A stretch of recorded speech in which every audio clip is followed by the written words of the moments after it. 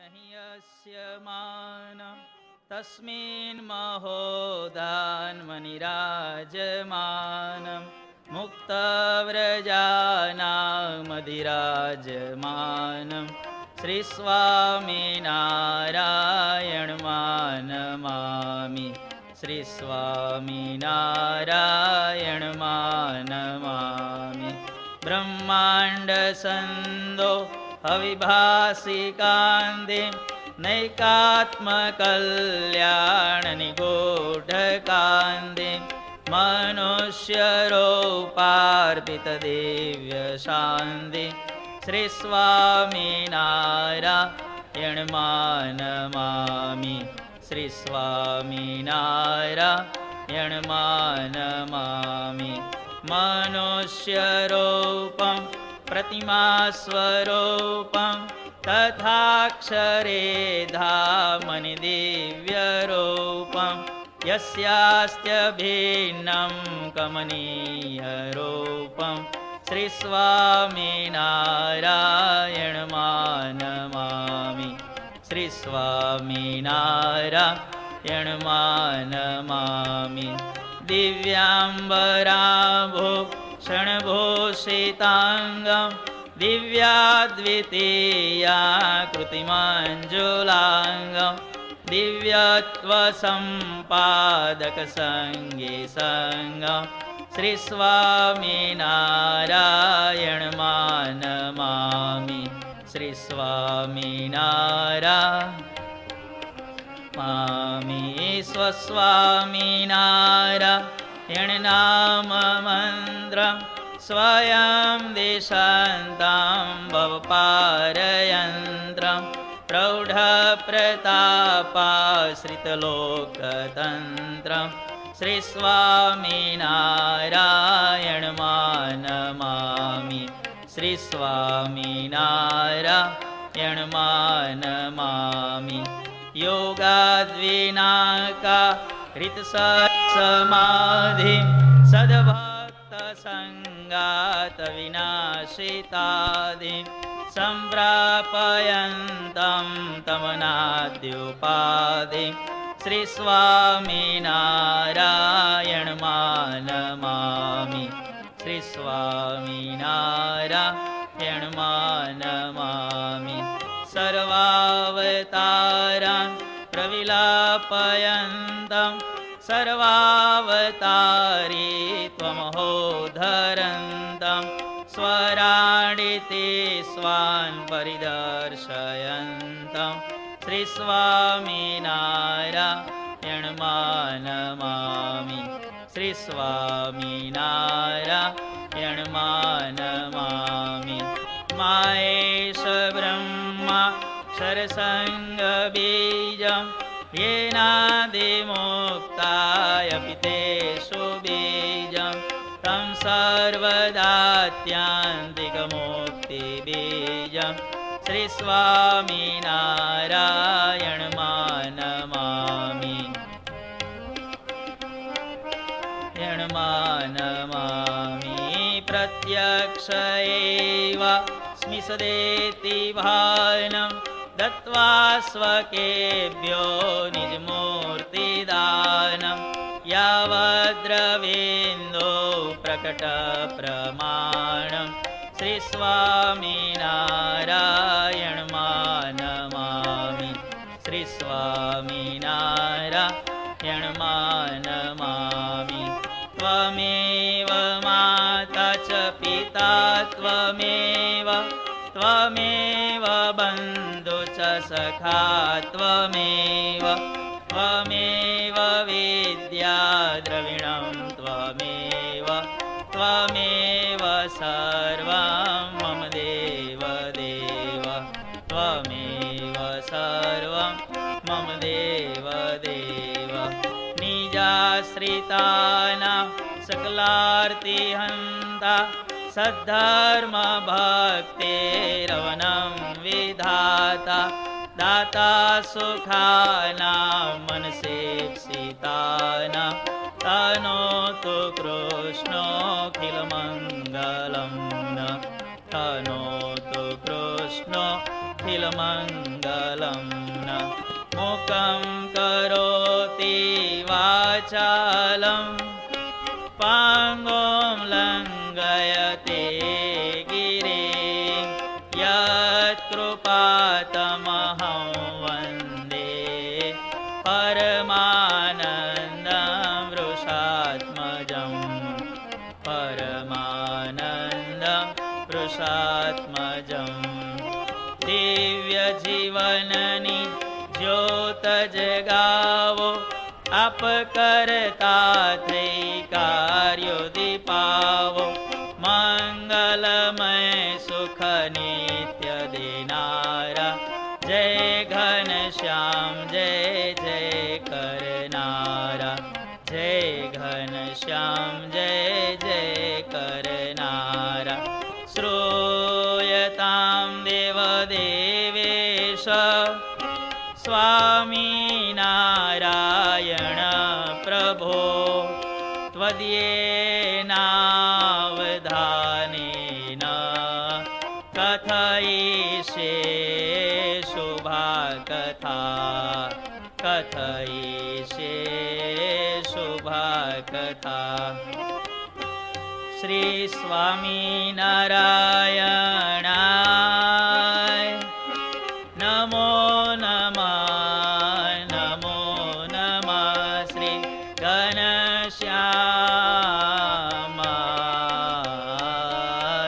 નમો નમઃ નમો નમઃ શ્રી હરે કૃષ્ણાય નમો નમઃ નમો નમઃ શ્રી સહજાનંદાય નમો નમઃ નમો નમઃ શ્રી બાપા શ્રી ભગવતે નમો નમઃ નમો નમઃ શ્રી સદ્ગુરુભ્યો નમો નમઃ નમો નમઃ નમો નમઃ શ્રી સ્વામી બાપા ભગવતે નમો નમઃ નમો નમઃ નમો નમઃ સ્વામિનારાયણ હરે. ગઈકાલે આપણે કથામાં સાંભળ્યું કે આપણા ઈશ્વર બાપા રહસ્યાર્થ પ્રદીપિકા ટીકા સ વચનામૃત ગ્રંથ એનું પ્રકાશન વિધિ જે કાર્ય એ બાપાશ્રીની આજ્ઞાએ કરીને એમણે પૂરું કર્યું. તે ઉપર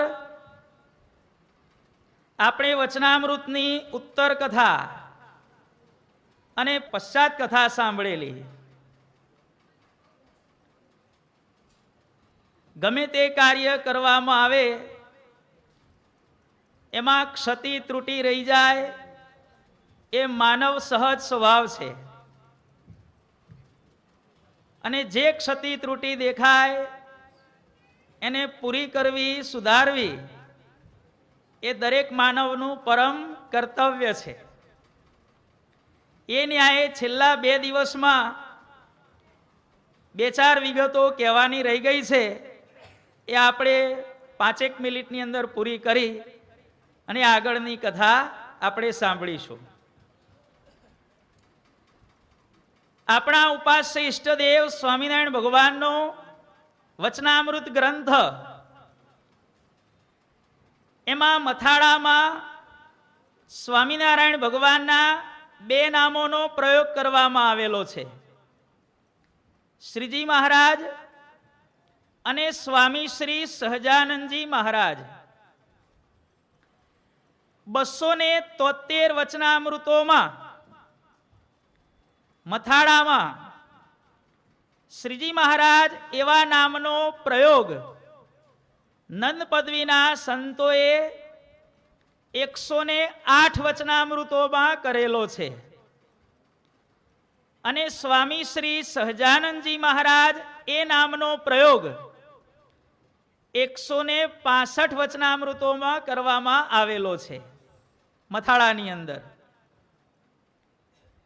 ભગવાનની વાણી શરૂ થાય પછી એ વચનામૃતની અંદર આપણા 5 સદગુરુઓએ સ્વામિનારાયણ ભગવાનના વિવિધ નામોનો પ્રયોગ કરેલો છે. એ નામોની આપણે યાદી જોઈએ.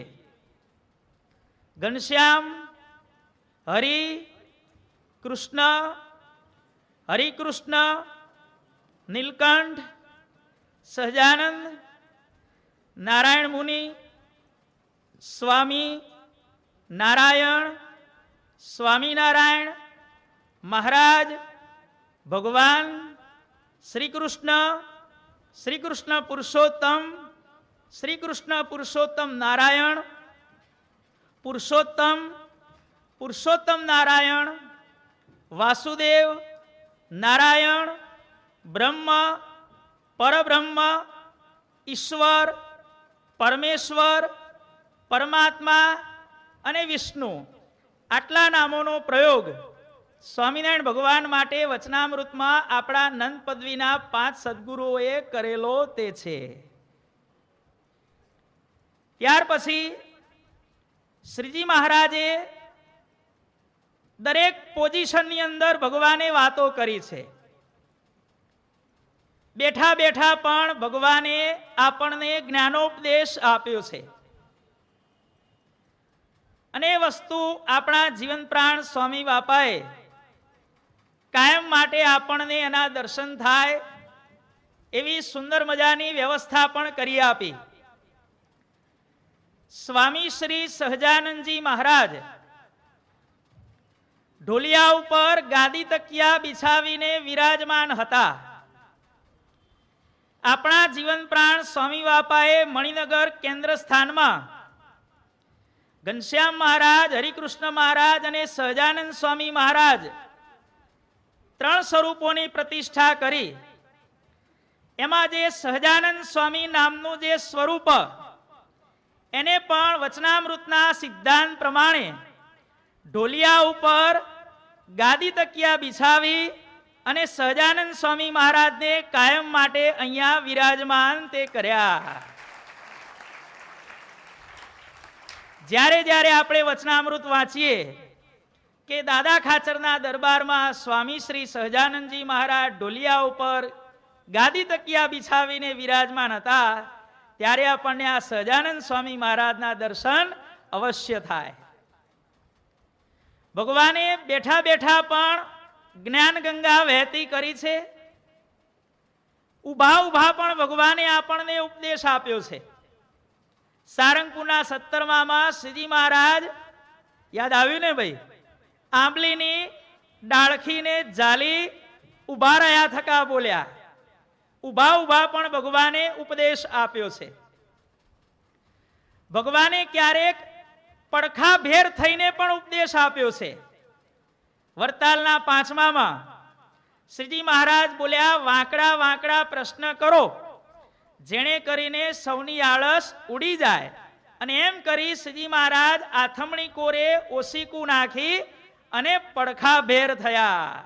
ભગવાને સુતા સુતા પણ ઉપદેશ આપ્યો છે. અને ક્યારેક રાજાધિરાજપણે તકિયાનું ઓઠીંગણ લઈ અમદાવાદના 5માં ઢોલિયા ઉપર તકિયાનું ઓઠીંગણ અને જેતલપુરના 4માં ગાદી ઉપર તકિયાનું ઓઠીંગણ લઈને પણ ભગવાને ઉપદેશ આપ્યો છે. આ વિગત તમને કહેવાની રહી ગઈ હતી. ત્યાર પછી પ્રશ્ન કથામાં શ્રીજી મહારાજે હસીને પ્રશ્ન પૂછ્યો. પ્રસન્ન થકા ભગવાને પ્રશ્ન પૂછ્યા હોય એવા 2 પ્રશ્ન છે. કાર્યાણીના 7માં શ્રીજી મહારાજ અત્યંત પ્રસન્ન થકા મુનિ પ્રત્યે પ્રશ્ન પૂછતા હવા જે, પ્રસન્ન થકા. અને મધ્યના 21માં શ્રીજી મહારાજે પ્રસન્ન થઈને સાધુને પ્રશ્ન પૂછ્યો જે. આ વિગત પણ બાકી રહી ગઈ હતી. ત્યાર પછી ભગવાન વાત કરતા હોય અને સંતો વચ્ચે બોલે અને એના ઉપર ભગવાને આખી વાત કરેલી છે. પ્રથમના 74માં શ્રીજી મહારાજે કહ્યું, જેને જેટલો વૈરાગ્ય હોય એ તો જ્યારે પદાર્થ મળે, સંપત્તિ મળે ત્યારે કળાય, અને જેને જેટલી સમજણ હોય એ જ્યારે આપતકાળ આવે ત્યારે કળાય. ત્યારે મુક્તાનંદ સ્વામી કહે છે કે મહારાજ, સત્સંગનું કાંઈક ઉત્કૃષ્ટપણું હોય તો ઘણા જીવોને સમાસ થાય, અને કાંઈક પડતી જેવો પ્રસંગ હોય તો કોઈને સમાસ થાય નહીં, એટલે જરાક હર્ષ શોક જેવું થઈ આવે છે. ત્યારે મુક્તાનંદ સ્વામીના વિષય કરી આપણને શ્રીજી મહારાજ સમજાવે છે કે સત્સંગ વધ્યો અને સત્સંગ ઘટ્યો એની સાચી વ્યાખ્યા શું છે. 50 હરિભક્તો વર્તમાન ધરાવે અને એની સંખ્યા વધે એટલે શું સત્સંગ વધી ગયો? ના. 50 જણને વાંકવું પડે અને સત્સંગ મૂકીને જતા રહે એટલે શું સત્સંગ ઘટી ગયો? ના. સત્સંગ વધ્યો અને સત્સંગ ઘટ્યો એની સાચી વ્યાખ્યા સ્વામિનારાયણ ભગવાન પોતે આ પ્રથમના 74માં વતનામૃતમાં આપણને શીખવે છે. આપણે રોજ 5 માળા કરતા હોઈએ અને 6 માળા કરવા માંડીએ તો શું કહેવાય દિનેશભાઈ? સત્સંગ વધ્યો. ભાઈ બોલો તો ખરા ભાઈ, સત્સંગ વધ્યો. 5 દંડવત કરતા હોઈએ અને 7 દંડવત કરવા માંડીએ તો સત્સંગ વધ્યો. 5 મિનિટ ધ્યાન થતું હોય, 10 મિનિટ ધ્યાન થવા માંડે તો સત્સંગ વધ્યો. પૂજા કરતા 20 મિનિટ થતી હોય અને 25 મિનિટ થવા માંડે તો સત્સંગ વધ્યો. મહિનામાં 1 વાર દર્શન કરવા આવતા હોઈએ અને 2 વાર આવવા માંડીએ તો સત્સંગ વધ્યો. ભગવાનને 5 દંડવત કરતા હોઈએ અને 7 દંડવત થાય તો સત્સંગ વધ્યો. સત્સંગ વધવાની સાચી વ્યાખ્યા આ છે ભાઈ. સામા પક્ષે સત્સંગ ઘટવાની વ્યાખ્યા 5 માળા ફરતી હોય એની 3, 2, 1 અને 0 થઈ જાય, આ સત્સંગ ઘટ્યો. 5 દંડવત થતા હોય અને 2 દંડવત થવા માંડે, આ સત્સંગ ઘટ્યો. અઠવાડિયામાં 1 વાર મંદિરમાં આવતા હોઈએ અને પછી મહિનામાં 1 વાર આવતા થઈ જઈએ તો સત્સંગ ઘટ્યો. હે મુક્તાનંદ સ્વામી એમના વિશે કરી અને સ્વામિનારાયણ ભગવાન આપણને કહે છે કે આખું જગત સત્સંગી થાઓ અથવા તો સમગ્ર જગત સત્સંગી મટી જાઓ, પણ કોઈ રીતે હૈયામાં હર્ષ શોક ધારવો નહીં. છેલ્લે ભગવાન પ્રથમના 74માં કહે છે 5 જણા વધ્યા એનાથી સત્સંગ વધ્યો એમ કહેવાતું નથી, અને 5 જણા જતા રહે એનાથી સત્સંગ ઘટ્યો એમ પણ કહેવાતું નથી. આપણા વર્તનમાં જેટલી વૃદ્ધિ થાય એટલો સત્સંગ વધ્યો, અને આપણું વર્તન જેટલું ઘસાય એટલો સત્સંગ ઘટ્યો. માટે હંમેશા સત્સંગની પ્રાપ્તિ થયા પછી મુમુક્ષુએ પોતાના આધ્યાત્મિક વિકાસ ઉપર પૂરતું ધ્યાન આપવું. સત્સંગ વધે બહુ આનંદ નહીં થવાનું, અને કદાચ થોડા ઓછા થાય તો એનું ટેન્શન પણ નહીં રાખવાનું, કારણ કે એ ટેન્શનમાં પછી આપણું કામ બગડી જાય. ભાઈ શ્રીજી મહારાજ કેટલી સુંદર મજાની વાત સમજાવે છે. આ વિગત કહેવાની રહી ગઈ હતી, અને છેલ્લે વિગત બાકી રહી ગઈ હતી કે શ્રીજી મહારાજ જ્યારે આવી સુંદર મજાની વાતો કરતા હોય ત્યારે એને સાંભળી અને પછી સંતો અને ભક્તો કહે છે કે મહારાજ તમે યથાર્થ ઉત્તર કર્યો. કાર્યાણીના 5મામાં ભગવાન કહે છે કે હવે આશંકા થતી હોય તો બોલો. ત્યારે મુનિ બોલ્યા યથાર્થ ઉત્તર થયો. કાર્યાણીના 12મામાં સર્વે સંતો કહે છે કે હે મહારાજ યથાર્થ ઉત્તર થયો. એવો ઉત્તર બીજા કોઈથી પણ થાય નહીં. ત્યાર પછી પ્રથમના 39મા વચનામૃતમાં વેદાંતી બ્રાહ્મણ ભગવાનને કહે છે કે હે મહારાજ, હે પ્રભો, હે સ્વામીન, તમે તો પરમેશ્વર છો અને જીવોના કલ્યાણને અર્થે પ્રગટ થયા છો, અને તમે જે ઉત્તર કર્યો છે તે યથાર્થ છે, એમાં આશંકાનો બિલકુલ માગ નથી. અને પછી પ્રથમના 46માં મહેશ્વર નામનો વિદ્વાન બ્રાહ્મણ કહે છે કે હવે કોઈને પણ લેશ માત્ર સંશય નથી. જો પ્રથમના 39માં વેદાંતી બ્રાહ્મણે ભગવાનને કહ્યું કે યથાર્થ ઉત્તર કર્યો. અને પ્રથમના 46માં મહેશ્વર ભટ્ટ નામના વિપ્રએ કહ્યું કે હે મહારાજ, હવે અમને બિલકુલ આશંકા નથી. આવી રીતે સમગ્ર સભા ભગવાનના ઉત્તરને આ રીતે બિરદાવે છે. આવી ભગવાન જ્યારે વાતો કરતા હોય ત્યારે એને સાંભળી અને કેટલાય લોકો ભગવાનના આશ્રિત થઈ જાય છે. ભાઈ, પ્રથમના 39માં વેદાંતી બ્રાહ્મણ બોલ્યો કે હે મહારાજ, હે પ્રભુ, હે સ્વામીન, તમે તો પરમેશ્વર છો, જગતના કલ્યાણની અર્થે પ્રગટ થયા છો. તમે જે ઉત્તર કર્યો છે એ યથાર્થ છે, એમાં આશંકાનો માગ નથી. એમ કહીને અતિ પ્રસન્ન થયો અને પોતાની જે અણસમજણ તેનો ત્યાગ કરી અને શ્રીજી મહારાજનો આશ્રિત થઈ ગયો. જો ભાઈ, આટલી વારમાં ક્યારેક આશ્રિત પણ થઈ જાય છે. સારંગપુરના 10માં ભગવાન કુંડળથી સારંગપુર આવતા વચમાં ગામ ખાંભળે પધાર્યા. ગામના માણસો આગળ ભગવાને ધર્મ નિયમની વાત કરી અને એને સાંભળી અને ગામના કેટલાક માણસોએ શ્રીજી મહારાજનો આશ્રય કર્યો. જો ભાઈ, કેટલાક મુમુક્ષુઓ પણ ભગવાનના આશ્રિત થયા. અને છેલ્લાના 10માં આપણે જે પરમ દિવસે વાત થઈ હતી તે ઉત્તર સાંભળીને તો સૌ સમજણ ગ્રહણ કરે, સમજાવ્યા પછી સૌ આશ્રિત થાય, પણ પ્રશ્ન સાંભળી અને ભગવાનનો આશ્રિત થઈ ગયો હોય એવો એકમાત્ર પ્રસંગ સ્વામિનારાયણ ભગવાન વખતે આ વિશ્વનો એકમાત્ર પ્રસંગ એવો બન્યો કે શ્રીજી મહારાજનો પ્રશ્ન સાંભળી અને માધવી સંપ્રદાયનો વિદ્વાન બ્રાહ્મણ શ્રીજી મહારાજના પગમાં પડી ગયો. ભાઈ, પ્રશ્ન સાંભળીને ભાઈ, અને પછી એણે મહારાજને પ્રાર્થના કરી કે હે મહારાજ, તમારો જે સિદ્ધાંત હોય તે મને કૃપા કરીને કહો. મહારાજે ઉત્તર કર્યો અને પછી પોતાના વૈષ્ણવપણાના માનનો ત્યાગ કરી અને શ્રીજી મહારાજનો સમાશ્રય કરતો હવો. આવી રીતે આશ્રિત પણ થઈ જાય છે. સૌથી પહેલા મુમુક્ષુઓ શું કરે છે? ભગવાનને નમસ્કાર કરે છે. પહેલી વખત પ્રભાવિત થાય એટલે શું કરે છે? બે હાથ જોડે છે. શ્રી સ્વામિનારાયણ નમામિ, આ પહેલી વિધિ. થોડા વધારે પ્રભાવિત થાય એટલે શરણાગતિ સ્વીકારે છે. ત્વમ ભક્તિ ધર્મ તનયમ શરણમ પ્રપદ્યે, જો આ બીજી વિધિ. અને ત્યાર પછી આશ્રિત થયા પછી શું કરવાનું ભાઈ? સહજાનંદ ગુરુમ ભજે સદા. આપણે 3 અષ્ટકો સ્વામિનારાયણ સંપ્રદાયમાં કારણ સત્સંગમાં બોલાય છે ને ભાઈ. સૌથી પહેલું શું આવે ભાઈ? દિનેશભાઈ, શું આવે? શ્રી સ્વામિનારાયણ નમામિ, પેલા પ્રણામ, પછી ત્વમ ભક્તિ ધર્મ તનયમ શરણમ પ્રપદ્યે, પછી ભગવાનનો આશ્રિત થાય.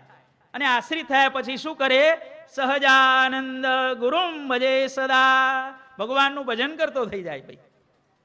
અને આવી જ્યારે સુંદર મજાની જ્ઞાન વાર્તા થતી હોય, સાક્ષાત ભગવાન બિરાજમાન હોય, ભગવાનના ધામમાંથી આવેલા સંતો મહાત્માઓ અને મુક્તો વિરાજમાન હોય, ભગવાનના યોગમાં આવેલા એવા એકાંતિક ભક્તો વિરાજમાન હોય, લાડુબા જીવબા જેવી સાંખ્યયોગી બાઈઓ જે સભામાં બિરાજમાન હોય, એ સભાના દર્શન કરવાનું દેવતાઓ કેમ ચૂકે ભાઈ? છોડે ભાઈ આવો ચાન્સ, આ ગોલ્ડન ચાન્સ કહેવાય ભાઈ. ભગવાનના દર્શન કરવાનો ચાન્સ મળે એ જ ગોલ્ડન ચાન્સ ભાઈ. જેતલપુરના 5માં શ્રીજી મહારાજ જ્યારે આ રીતે વાતો કરી રહ્યા હતા ત્યારે આકાશમાં એક તેજનો ગોળો દેખાણો. એક ગોળાના 3 ગોળા થઈ ગયા. જોયા છે ભાઈ આપણા મણિનગર મંદિરમાં એ 3 ગોળા? આપણે જીવન પ્રાણ સ્વામી બાપાના ધ્યાનના મૂર્તિ છે ને, એમાં સાઈડમાં જે પટમૂર્તિ પધરાયા છે ને સભાના, એમાં નીચે ભગવાન બેઠા છે, મંદિરનું શિખર છે અને શિખરની બાજુમાં 3 ગોળા બતાયા છે ભાઈ. જોજો, તમે ન જોયા હોય તો. એક ગોળાના 3 ગોળા થઈ ગયા. ત્યારે સર્વે પૂછ્યું કે હે મહારાજ, એ શું હતું? ત્યારે શ્રીજી મહારાજ બોલ્યા કે બ્રહ્મા વિષ્ણુ ને શિવ એ 3 દેવ નિત્ય આ સભાના અને અમારા દર્શન કરવા માટે આવે છે. આમ તો રોજ આવે છે. ભગવાન શું કહે છે? આ સભાના અને અમારા દર્શન કરવા માટે આ દેવતાઓ રોજ આવે છે, પણ આજે તો હરી ઈચ્છાએ કરીને વિમાને સોતા દેખાણા. આ રીતે ભગવાનની આવી જ્યારે શ્રીમુખવાણી વચનામૃતની કથા થતી હોય ત્યારે મૂળ અક્ષર પર્યંતના સર્વે દેવતાઓ ભગવાનના દર્શન કરવાનો લાભ લેવાનું ચૂકતા નથી. માત્ર જેતલપુરના પાંચમામ પધાર્યા એવું નહીં હો. હા, પછી જેતલપુરના પાંચમામ દેવો દર્શન કરવા આવ્યા અને બીજી સભામાં નહીં આવ્યા હોય ભાઈ? આવ્યા હશે, પણ ભગવાને શું કીધું? નિત્ય આવે છે, પણ આજે તો હરી ઈચ્છાએ કરી અને તમને બધાને દેખાણા. એટલે કે અમારી ઈચ્છાએ કરી અને તમને આવા અલૌકિક દર્શન થયા. હવે આગળની કથા આપણને જીવન પ્રાણ સ્વામી બાપા સંભળાવે છે, તો આપણે મૂર્તિમાં રહી મૂર્તિનું અનુસંધાન રાખી અને કથા વાર્તાનું શ્રવણ તે કરીએ. સ્વામિનારાયણ હરે. ગ્રંથરત્નમિદં પ્રેમણા બાપા શ્રીએ નિવેદિતમ તેનાસૌ નિતરામ પ્રીતો વરમ દિવ્યમદાત સ્વયં. ઈશ્વર બાપાએ બાપાશ્રીની આગળ રહસ્યાર્થ પ્રદીપિકા ટીકાસ વચનામૃત ગ્રંથ રજૂ કર્યો અને કહ્યું કે હે બાપા, આ ટીકા ઉપર તમે આશીર્વાદ આપો. ત્યારે બાપાશ્રીએ સ્વયંવર આપ્યો, જાતે જ વરદાન આપ્યું. એનમ દિવ્યમ મહાગ્રંથમ પઠેદ્યશ્ચ પ્રપાઠયેત તસ્યાસ્તુ પરમં શ્રેય ઇહ લોકે પરત્ર ચ. ત્યારે આપણા બાપાશ્રી બોલ્યા કે આવો જે દિવ્ય ગ્રંથ એને જે પારાયણ કરે અર્થાત વાંચે એનું આને આ જન્મે કલ્યાણ અવશ્ય થશે, થશે ને થશે જ. ત્યારે ઈશ્વર બાપા કહે છે, ગુરુનાથ કૃત પ્રશ્નો યો ન ક્ષરો ભવેત જન તસ્ય શ્રેય કથમ સ્યાદ વૈ બાપા શ્રી કથયાત્ર ન. એતન નિશમ્ય બાપા શ્રી પ્રીત આહ પુનર્વચ વાચકસ્ય ફલમ યત સ્યાત તત્શ્રોતુ સર્વથા ભવેત. પહેલો આશીર્વાદ આપ્યો કે આ ગ્રંથને જે વાંચે એનું આને આ જન્મે કલ્યાણ. ત્યારે આપણા સદગુરુ બાપા પૂછે છે કે હે બાપા, કોઈ અભણ હોય એના માટે કલ્યાણની શું વ્યવસ્થા? વાંચી ન શકે તો? ત્યારે બાપાશ્રી કહે છે કે કોઈકના મુખ થકી આ વચનામૃતની કથા સાંભળશે તો જેટલું વાંચનારાને ફળ મળશે એટલું ને એટલું એ સાંભળનારાને પણ અવશ્ય ફળ મળશે, મળશે ને મળશે જ. એતત શ્રવણ માત્રેણ પ્રીત સર્વેશ્વરો હરિ પ્રવિશ્ય કર્ણરંધ્રેણ તસ્ય ચિત્તે અવતિષ્ઠતે બધિરો વક્ષસા આલિંગ્ય તથાંધ સ્પર્શ માત્રત લભતે પરમં શ્રેયો ગ્રંથસ્યાસ્ય પ્રભાવત. ત્યારે આપણા સદગુરુ બાપા ફરીથી પ્રશ્ન પૂછે છે કે હે બાપા, ભણેલાની વ્યવસ્થા થઈ ગઈ, અનક્ષર અભણ હોયની વ્યવસ્થા થઈ ગઈ, પણ કોઈ બહેરો હોય તો? ત્યારે બાપા કહે છે કે આ ટીકાએ સહી જે વચનામૃત ગ્રંથ એના મહિમાએ જાણી અને દર્શન કરે તો પણ તેનું એવું ને એવું કલ્યાણ થશે. ત્યારે આપણા ઈશ્વર બાપા પુનઃ પૂછે, બાપા કોઈ આંધળો હોય અને બેરો હોય તો બાપા કે ઓહો, આવી શ્રીજી મહારાજની વાણી રહસ્યાર્થ પ્રદીપિકા ટીકાસ વચનામૃત એના દર્શન મને ક્યાંથી? એમ માની અને ગ્રંથને પોતાની આંખે અડાડી છાતીએ લગાવે તો એનું પણ એવું ને એવું આત્યંતિક કલ્યાણ તે થશે. જો આશીર્વાદ આ પ્રમાણે આપ્યા.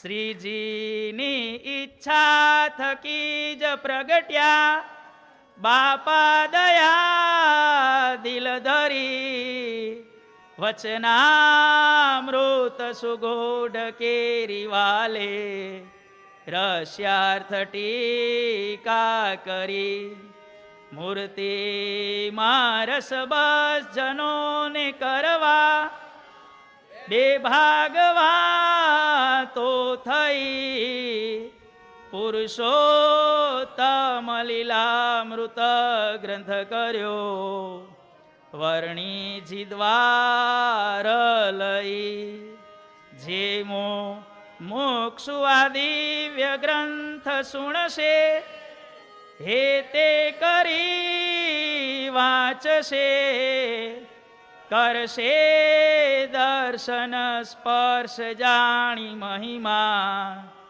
ઉત્તમ સુખો માણશે આશીર્વાદ દીધો અતિ બળ ભર્યો પોતાનું બિરદ ગણી પામી આનંદ જય જય બોલો શ્રીજીને બાપા તણી. આપણા ગુરુદેવ જીવન પ્રાણ સ્વામી બાપાએ આજે બાપા શ્રી આશીર્વાદ આપ્યા એને આ પ્રમાણે કાવ્ય સ્વરૂપની અંદર ગ્રંથસ્થ કર્યા. કેટલો સુંદર મજાનો લાભ આપણને બાપાશ્રીએ આપ્યો અને સદગુરુ બાપાએ આપણને અપાવ્યો. આપણે લોકમાં બધા લાભ પાચમ લાભ પાચમ લાભ પાચમ કરીએ છીએ, પણ એ લાભ પાચમ શબ્દને જો સાર્થક કરી બતાવ્યો હોય તો કોણે કરી બતાવ્યો? આપણા ઉપાસ્ય ઇષ્ટદેવ સ્વામિનારાયણ ભગવાને સાર્થક કરી બતાવ્યો. ભાઈ આપણને એમ પ્રશ્ન થાય કે કઈ રીતે? તો આપણા સૌના માટે આનંદની વાત કે આ 5 સદગુરુઓએ જે આ વચનામૃત ગ્રંથ લખ્યો એમાં લાભ શબ્દનો પ્રયોગ 5 વખત કરવામાં આવેલો છે. ભાઈ લાભ પાચમ કહીએ છીએ ને ભાઈ, લાભ શબ્દ વચનામૃતમાં કેટલી વાર આવે છે ભાઈ દિનેશભાઈ? 5 વખત આવે છે. કયા કયા 5 લાભ ભગવાને આપણને આપ્યા? પ્રથમના 14માં સાચો લાભ તો આ સંતનો સમાગમ મળ્યો તે જ છે. આ પહેલો લાભ ભાઈ. બીજો લાભ પ્રથમના 34માં જીવને ભગવાનની પ્રાપ્તિ થવી. પ્રથમના 78માં પોતાના અંતઃશત્રુ સાથે વેર કર્યામાં ઘણો જ લાભ છે. મધ્યના 48માં ભગવાનનું અખંડ ચિંતવન અને ભગવાનનું દર્શન એ જ ખરો લાભ છે. ભગવાનની સ્મૃતિ રે એ જ સાચો લાભ છે. અને છેલ્લાના 30માં આવી રીતે ભક્તિમય જીવન જીવવું એ જ સાચો લાભ છે. ભાઈ ભગવાને આપણને 5 લાભ આપ્યા. લાભ પાચમ તો ભાઈ 12 મહિનામાં એક જ વાર આવે. જ્યારે આપણા માટે લાભ પાચમ સખી હૈડે તે હરખ ન માય આજ દિવાળી રે. આપણા માટે તો 12 મહિના અખંડ લાભ પાચમ ને લાભ પાચમ જ છે. ભાઈ કયા 5 લાભ ભાઈ? એક તો ભગવાનની પ્રાપ્તિ થઈ ગઈ છે. સાચા ગુરુની પ્રાપ્તિ એ પણ થઈ ગઈ છે. હવે પ્રાપ્તિ એક કરવાની છે. કઈ? અંતઃશત્રુઓ સ્વભાવ પ્રકૃતિ સાથે વેર એ હજી બાકી છે. ભક્તિમય જીવન જીવવાનું એ થોડું ઘણું કર્યું છે, ઘણું બધું બાકી છે. ભાઈ બાકી છે ને કોઈ કે પૂરું થઈ ગયું છે? બાકી છે ભાઈ. હા તો બરોબર. ભક્તિમય જીવન, અંતઃશત્રુ સાથે વેર અને ભગવાનની અખંડ સ્મૃતિ, આ 5 લાભ. એમાંથી 2 લાભ 100% મળી ગયા છે. પ્રગટ ભગવાન સ્વામિનારાયણની પ્રાપ્તિ થઈ ગઈ અને સનાતન ગુરુદેવ જીવન પ્રાણ સ્વામી બાપાની પ્રાપ્તિ થઈ ગઈ. આ 2 લાભ પૂરા થઈ ગયા ભાઈ. 40% આપણું ભરાઈ ગયું. હવે બાકીનું જે 60% છે, 20%માં સ્વભાવ પ્રકૃતિ સાથે વેર, 20% ભક્તિમય જીવન અને 20% ભગવાનની અખંડ સ્મૃતિ. આ 60%માંથી કેટલું ભરાણું? જેમાં લેપટોપની અંદર ડ્રાઈવ આવે ને બધા, સી ડ્રાઈવ, ડી ડ્રાઈવ, આમ આપણા જીવાત્મામાં 5 ડ્રાઈવ છે ભૈયા. એમાં 2 ડ્રાઈવમાં ડેટા ભરાઈ ગયો છે. હજી 3 ડ્રાઈવમાં ભરવાનો બાકી છે ભાઈ. જેટલો ખટકો બને એટલો ખટકો રાખી અને એમાં આ વસ્તુ પૂરું કરવાનો પ્રયત્ન દરેકે આપણે કરવાનો છે. એટલે ભગવાને લાભ પાંચમ શબ્દ વચનામૃતની અંદર લાભ શબ્દ 5 વખત મૂકી અને લાભ પાંચમ શબ્દને પણ ધન્ય બનાવી દીધો. ભાઈ સાર્થક થયો. હવે આ પ્રમાણે જ્યારે બાપાશ્રી આશીર્વાદ આપ્યા ત્યારે આપણા જીવન પ્રાણ સ્વામી બાપા કહે છે કે બીજું તમને કેટલું બધું મારે કહેવું. આપણ બધાને ઈશ્વર ચરણ સ્વામી સત્ય પક્ષે દૃઢમ સ્થિત સિદ્ધાંતાન પાલયામાસ હરિણા દર્શિતાન સદા. ઈશ્વર બાપાએ આજીવન પર્યંત શું કામ કર્યું ભાઈ? સ્વામિનારાયણ ભગવાનના કહેલા સિદ્ધાંતોનું આજીવન પાલન તે કર્યું. આજે આપણે આપણા ઈશ્વર બાપા કેવા હતા, એમનું વ્યક્તિત્વ કેવું હતું, એ સમજવાનો આપણે યત્કિંચિત દિશમાત્ર પ્રયત્ન કરીએ. આપણા ઈશ્વર બાપાનું મનુષ્ય સ્વરૂપ કેવું હતું? આપણા ઈશ્વર બાપા શરીરે કરી અને હૃષ્ટપુષ્ટ હતા. ભાઈ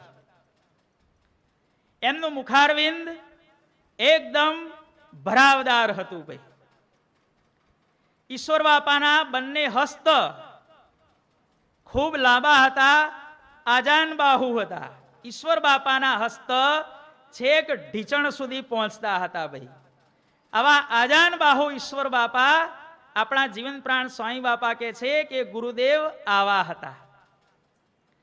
આપણા ઈશ્વર બાપાના ચરણાર વિંદમાં પદ્મ, ઉર્ધ્વરેખા વગેરે જે મહારાજના ચરણોમાં 16 ચિહ્નો જોવા મળે છે, એવા કેટલાક ચિહ્નો આપણા ઈશ્વર બાપાના ચરણમાં પણ હતા.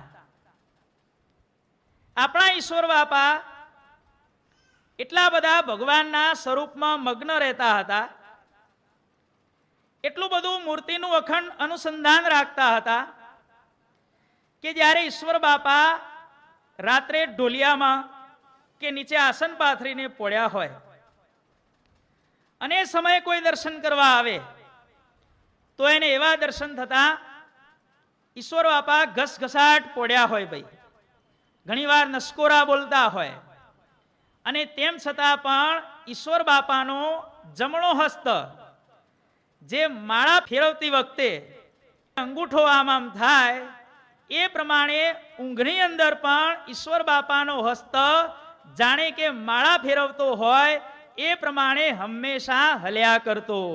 આવા ઈશ્વર બાપા હતા. ભાઈ જુઓ તો ખરા, આપણે તો જાગતાય માળા નથી ફેરવી શકતા. સૌથી વધારે વજનદારમાં વજનદાર વસ્તુ કઈ ભાઈ? માળા. ઝાલતા જોર આવે ભાઈ, એલર્જી છે ભાઈ ઘણાને માળાની. ભાઈ માળા હું ફેરવવાની કે અલ્યા માળા નહીં ફેરવો તો તમારી દશા ફરી જશે, એની ભાન પડે છે તમને? ઈશ્વર બાપાનો હસ્ત જાણે કે માળા ફેરવવામાં રત હોય એ પ્રમાણે અખંડ ઊંઘમાં પણ આ પ્રમાણે માળા ફેરવતા. આવી ઈશ્વર બાપાની સ્થિતિ હતી. આપણા ગુરુ પરંપરાના મૂર્તિમાં ઈશ્વર બાપાના હાથમાં શું છે ભાઈ? માળા. જોજો હો, છે ને માળા. ભાઈ લાલાભાઈ સાચી વાત છે ને? માળા જુઓ, માળા. એટલા માટે ભાઈ આવું ઈશ્વર બાપાનું સ્વરૂપ હતું. ઈશ્વર બાપાનું શરીર, એમનું શરીર નીચેથી પાતળું હતું. ભાઈ ચરણનો ભાગ થોડો પાતળો હતો અને ઉપર પેટથી માંડી અને ખભા સુધીનો ભાગ થોડોક પહોળો હતો. ભાઈ ચરણના ભાગ થોડોક સાંકડો હતો અને ઉપરનો ભાગ થોડોક પહોળો હતો. અને આવું સુંદર મજાનું સ્વરૂપ ભગવા વસ્ત્ર પહેરીને શોભી રહ્યું હોય અને ઈશ્વર બાપા જ્યારે કથામાં વાતો કરતા હોય ત્યારે એમની વાણીનો પ્રભાવ કેવો હતો એ હવે આપણે જોઈએ. ઈશ્વર બાપાનો બોલવાનો જે સાદ હતો, ઘેરો સાદ હતો. ભાઈ ઈશ્વર બાપાની વાણીનો પ્રવાહ ભગવાન અને મુક્તને ક્યારે પણ ઉપમા ન અપાય આ લોકના પદાર્થની. પણ એક સમજવા ખાતર દક્ષિણ અમેરિકાના બ્રાઝિલ દેશમાં એમેઝોન નદી વહે છે. એ એમેઝોન નદીમાં એટલું બધું પાણી વહે છે કે એ એમેઝોન નદી એટલાન્ટિક મહાસાગરને જ્યાં મળે છે ત્યાં 300 કિલોમીટર સુધી દરિયાનું પાણી ખારું નથી.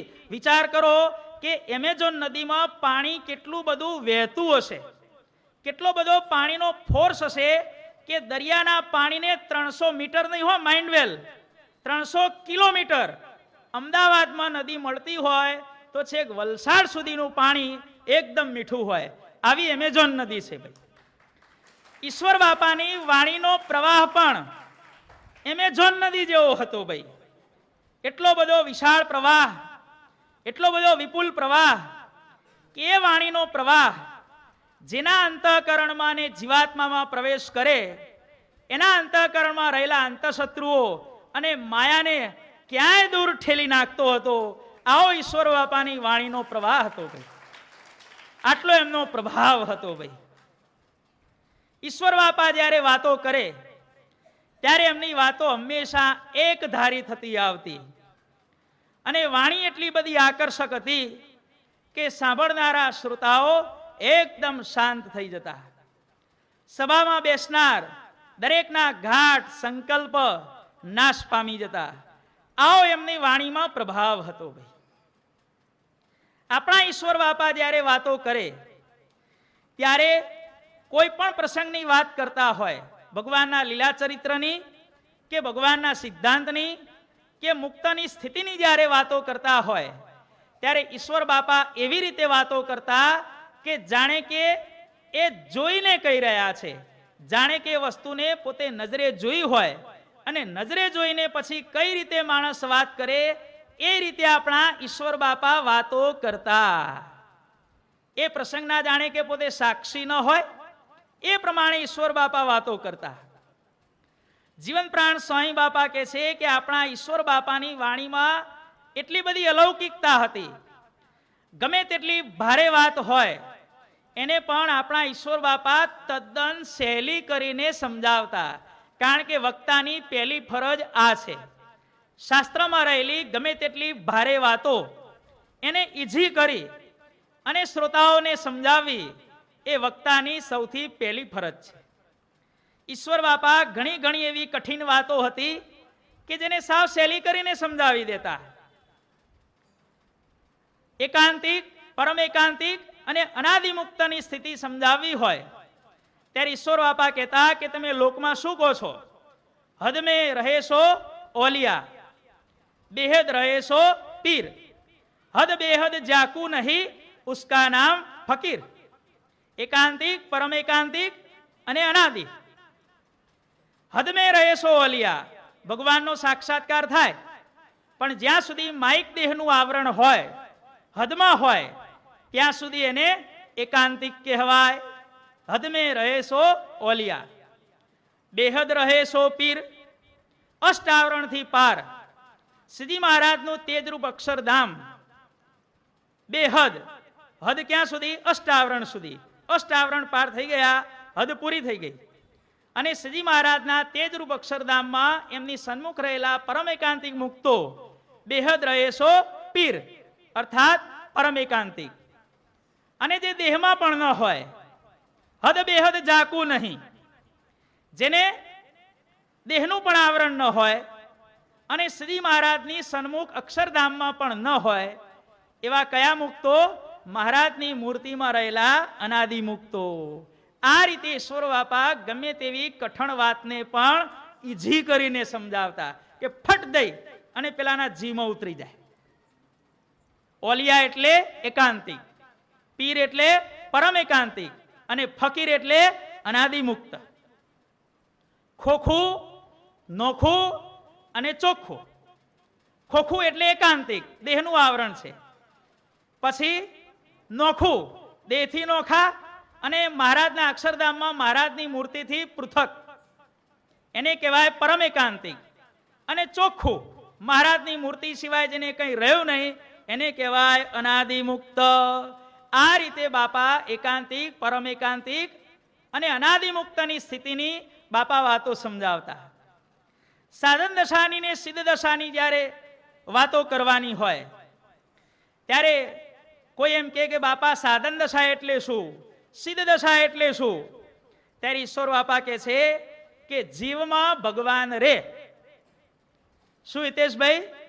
જીવમાં ભગવાન રે એને કહેવાય સાધન દશા. જીવમાં ભગવાન રે એને કહેવાય સાધન દશા. અને જીવ ભગવાનમાં અર્થાત મહારાજની મૂર્તિમાં રે એને કહેવાય સિદ્ધ દશા. ખ્યાલ આવી ગયો ને બધાને ભાઈ? ઘણા લોકમાં બોલે ને મારા હૃદયમાં ભગવાન રહેલા છે, મારા દિલમાં મેં ભગવાન રાખ્યા છે. આ શું પોતાની પ્રશંસા કરે છે કે નીચું દેખાડે છે? ધનજીભાઈ શું કરે છે આવું બોલે છે? તે મારા દિલમાં ઉપરવાળો બેઠો છે. આમ પેલા ને આમ બરોબર પાવરમાં આવે ને, અરે તને હું સમજણ પડે એમ કરીને બોલે ને, મારા દિલમાં મારો ભગવાન બેઠો છે કે એ તને ખબર પાડી દેશે એમ બોલે. હો, ધમકીઓ આપે. પોતાનાથી કશું થાય નહીં એટલે આવું બોલે. પછી દિલમાં ભગવાન રહેવા, હૃદયમાં ભગવાન રહેવા, જીવમાં ભગવાન રહેવા એ કહેવાય સાધન દશા. અને જીવ મૂર્તિમાં રહે એને કહેવાય સિદ્ધ દશા. અને અન્વય વ્યતિરેકનો સિદ્ધાંત પણ આ પ્રમાણે. જીવમાં ભગવાન રે કઈ રીતે રે ભાઈ? અન્વયપણે. અને જીવ જ્યારે ભગવાનમાં રહેતો થઈ જાય, મૂર્તિમાં રહેતો થઈ જાય એને કહેવાય વ્યતિરેક. આવી રીતે આપણા ઈશ્વર બાપા ગમે તેવી કઠણ વાત હોય એને સાવ ઈઝી કરીને સમજાવી દેતા. કોઈને એમ થાય આટલું બધું સહેલું કે? આટલા વર્ષોથી શાસ્ત્ર વાંચી વાંચીને મરી ગયા તોય પણ જેમ મીઠા ભક્તને 100 વર્ષ સુધી ખબર ન પડી ને, પણ ઈશ્વર બાપા આવ્યા અને કેવી 5 મિનિટમાં ફટ દઈને ખબર પડી ગઈ. ઓહો હો હો સ્વામી, આ તો તમે આયા ને મને સમજણ પડી કે. આવી રીતે ઈશ્વર બાપા અત્યંત સહેલી ભાષામાં વાતો કરતા. ઈશ્વર બાપા જ્યારે વાતો કરતા હોય ત્યારે એમની વાતોમાં હંમેશા મૂર્તિનું અનુસંધાન રહેતું. મહારાજે મધ્ય પ્રકરણના 13મા વચનામૃતમાં શું કહ્યું? જે વાત કરો તે વાતને વિશે આ વાતનું બીજ લાવજો. કયું બીજ? સ્વામિનારાયણ ભગવાનમાં જોડવાની બધાને વાત કરજો. આવી સ્વામિનારાયણ ભગવાને મધ્યના 13માં આજ્ઞા કરી છે. પોતાની પાસે જે મુમુક્ષુ આવે ને કે ક્યાંથી આવ્યા? ભલા કે મારા ઘેરથી. ના, મૂર્તિમાંથી આવ્યા. વિદાય થાય ત્યારે ક્યાં જશો? ઘેર નહીં, મૂર્તિમાં જઈશું. કારણ કે કથા પૂરી થયા પછી પણ શ્રીપતિમ થાય એટલે ઉઠી નહીં જવાનું. છેલ્લે શું લખ્યું છે? સ્વામી નારાયણમ નીલકંઠમ ભજે. કથા ઉઠી જાય પછી ભગવાન ભજવાનું તો ચાલુ જ રાખવાનું છે ભાઈ. છેલ્લે પાછું એ આવે. જો શ્રીપતિમ લીટીને એટલું બધું મહત્વ આપતા હોય તો એનાથી આગળ એડવાન્સમાં પછી આગળ પેલું આવે છે પાછું ભાઈ. સ્વામી નારાયણમ નીલકંઠમ ભજે એ છેલ્લે આવે છે પાછું. મૂર્તિનું અનુસંધાન રાખી અને ઈશ્વર બાપા આ રીતે વાતો કરતા. દરેકને મૂર્તિની દ્રઢતા કરાવતા. અને ગમે ત્યારે ઈશ્વર બાપા વાતો કરતા હોય અને સભામાં ક્યારેક કોઈને ન પણ ગમે સર્વોપરીપણાની વાતો, તો પણ ઈશ્વર બાપા કોઈની પણ પરવા કર્યા સિવાય આપણા ઈશ્વર બાપાની વાણી કોઈની પણ ન રોકી રોકાતા અખંડ ચાલુ રહેતી. કોઈ વિરોધ કરે, સ્વામી આવી વાતો કરશો નહીં. ત્યારે ઈશ્વર બાપા કે અમને ભગવાને સર્વોપરીપણાનો મહિમા કહેવા માટે મોકલ્યા છે. રસોઈ તો જે થતી હોય તે કરવી પડે. પછી નડતું હોય તો ભલે ન ખાય અને પંક્તિમાં ભલે ખાવા ન આવે એની રીતે બનાવીને ખાઈ લે. બાકી તો ભગવાનના થાળમાં ને રસોઈમાં જે થતું હોય એ તો થશે થશે ને થશે જ. આવી રીતે ઈશ્વર બાપા કહેતા ભાઈ. અને સર્વોપરીપણાની વાતો ઈશ્વર બાપા કે અમે નહીં કરીએ તો બીજો કોણ કરશે કે? અમારું કામ જ આ છે. અને ઈશ્વર બાપા જ્યારે કોઈ હરિભક્ત સભામાં ઊભો થઈને વિરોધ કરે ત્યારે એને ઉશ્કેરાઈને નહીં, શાંત અને સ્પષ્ટ શબ્દોમાં ઈશ્વર બાપા કહી દે કે ભાઈ તમને વાતો ગમતી હોય તો બેસો, ન ગમતી હોય તો જતા રહો એમ નહીં હો. કારણ કે ભગવાન અને મોટા કોઈને ના કે જા કહેતા નથી. તમને ન ગમતી હોય તો એમાં અમે શું કરીએ કે? ત્યારે કે તમે કહો છો એ સાચું? કોઈ હોય ને સભામાંથી ઊભો થઈને કે તમે કહો છો તે સાચું? ત્યારે ઈશ્વર બાપા કહે છે કે ના, અમે કહીએ છીએ તે સાચું છે એમ માની લેવાની જરૂર નથી, પણ જે સાચું છે એ જ અમે હંમેશા કહેતા આવ્યા છીએ. અમે કહીએ છીએ તે સાચું છે એમ નહીં, પણ જે સાચું છે એ જ અમે હંમેશા કહેતા આવ્યા છીએ, અત્યારે કહીએ છીએ અને ભવિષ્યમાં પણ અમે કહેવાના ને કહેવાના, સાચે સાચું કહેશું અને હરી રાખે તેમ રહેશું. આ આપણા ઈશ્વર બાપાનો સિદ્ધાંત હતો ભાઈ. કોઈનાથી પણ ડર્યા સિવાય શાંત શબ્દોમાં કહી દે કે ભાઈ વાતો તો જે થતી હોય એ થશે. ત્યારે આપણને યાદ આવે પ્રસંગ કે આ બિલ્ડિંગો જ્યારે પાડવાની હોય ત્યારે પેલું સ્ટીમ રોલર અને જ્યારે બુલડોઝર જતું હોય એની સ્પીડ બહુ ન હોય ભાઈ. બુલડોઝરની સ્પીડ કેટલી? માપની ભાઈ, કલાકમાં આટલું જ થાય.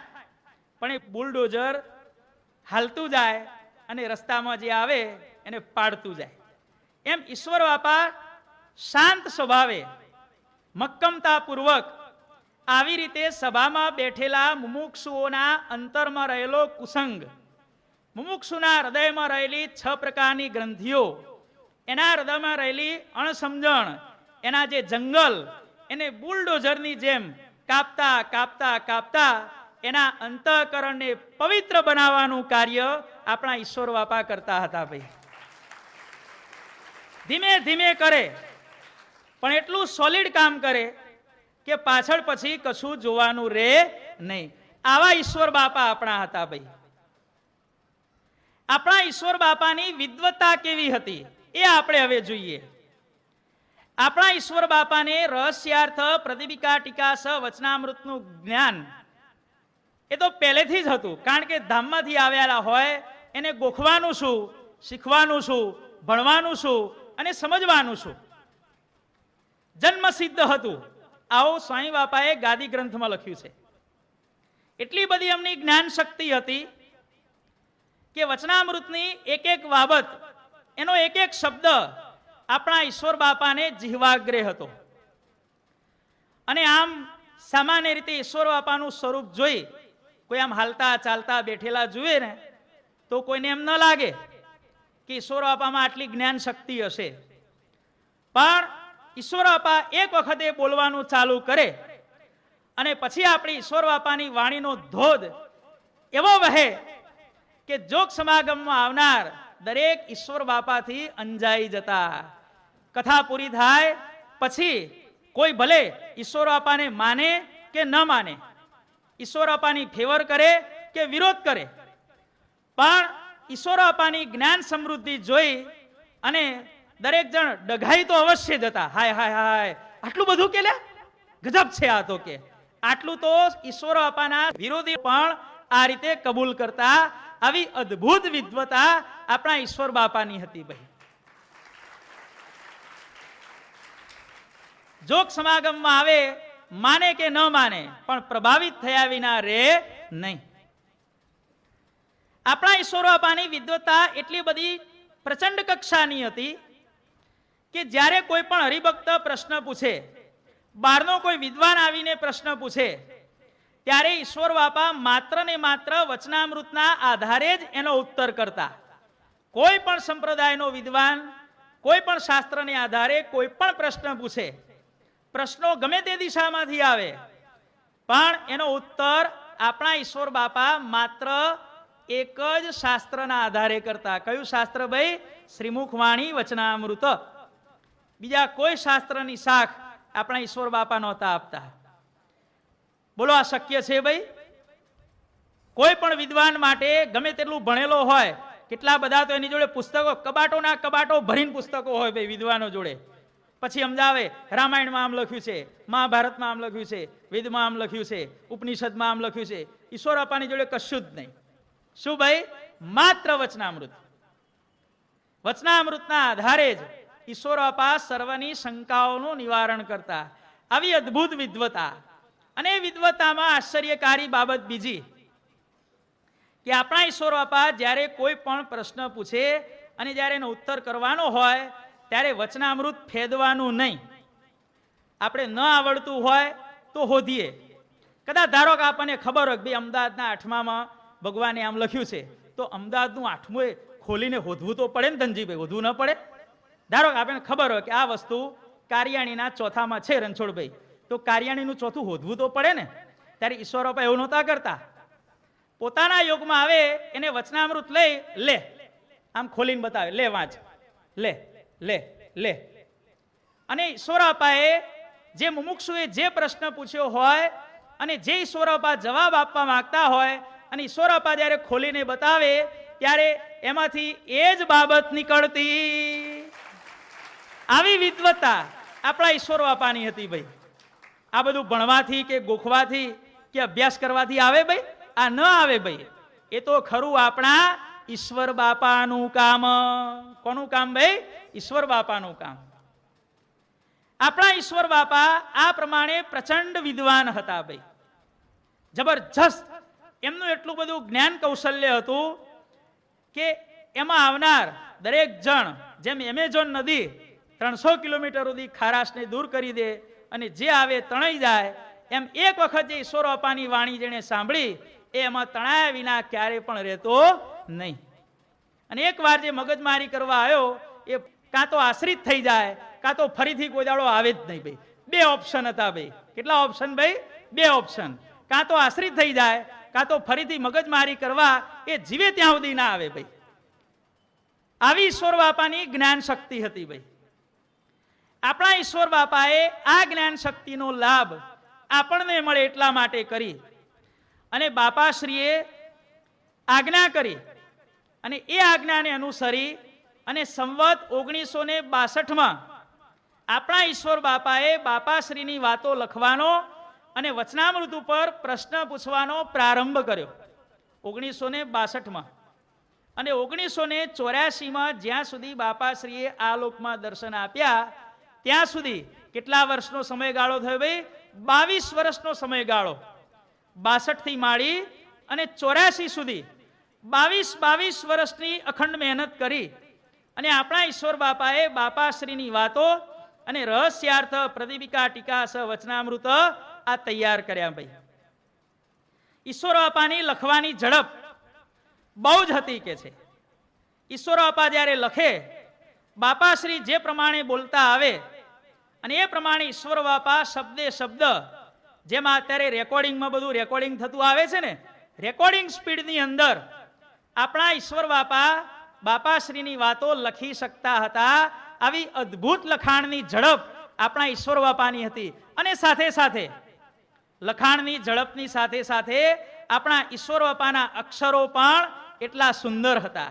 નહીં તો આપણે શું થાય, જો અક્ષરોની ક્વોલિટી જાળવવા જઈએ તો સ્પીડ ઘટી જાય અને સ્પીડ મેન્ટેન કરવા જઈએ તો ક્વોલિટી ડાઉન થઈ જાય. જ્યારે ઈશ્વર બાપાની પાસે સ્પીડ પણ હતી અને લખવાની અક્ષરોની ક્વોલિટી પણ હતી. બાપાશ્રી વાતો કરવા માંડે એટલે ઈશ્વર બાપા આમ નીચું જોઈ અને ફટ ફટ ફટ ફટ ફટ આમ લખતા જ આવે ભાઈ.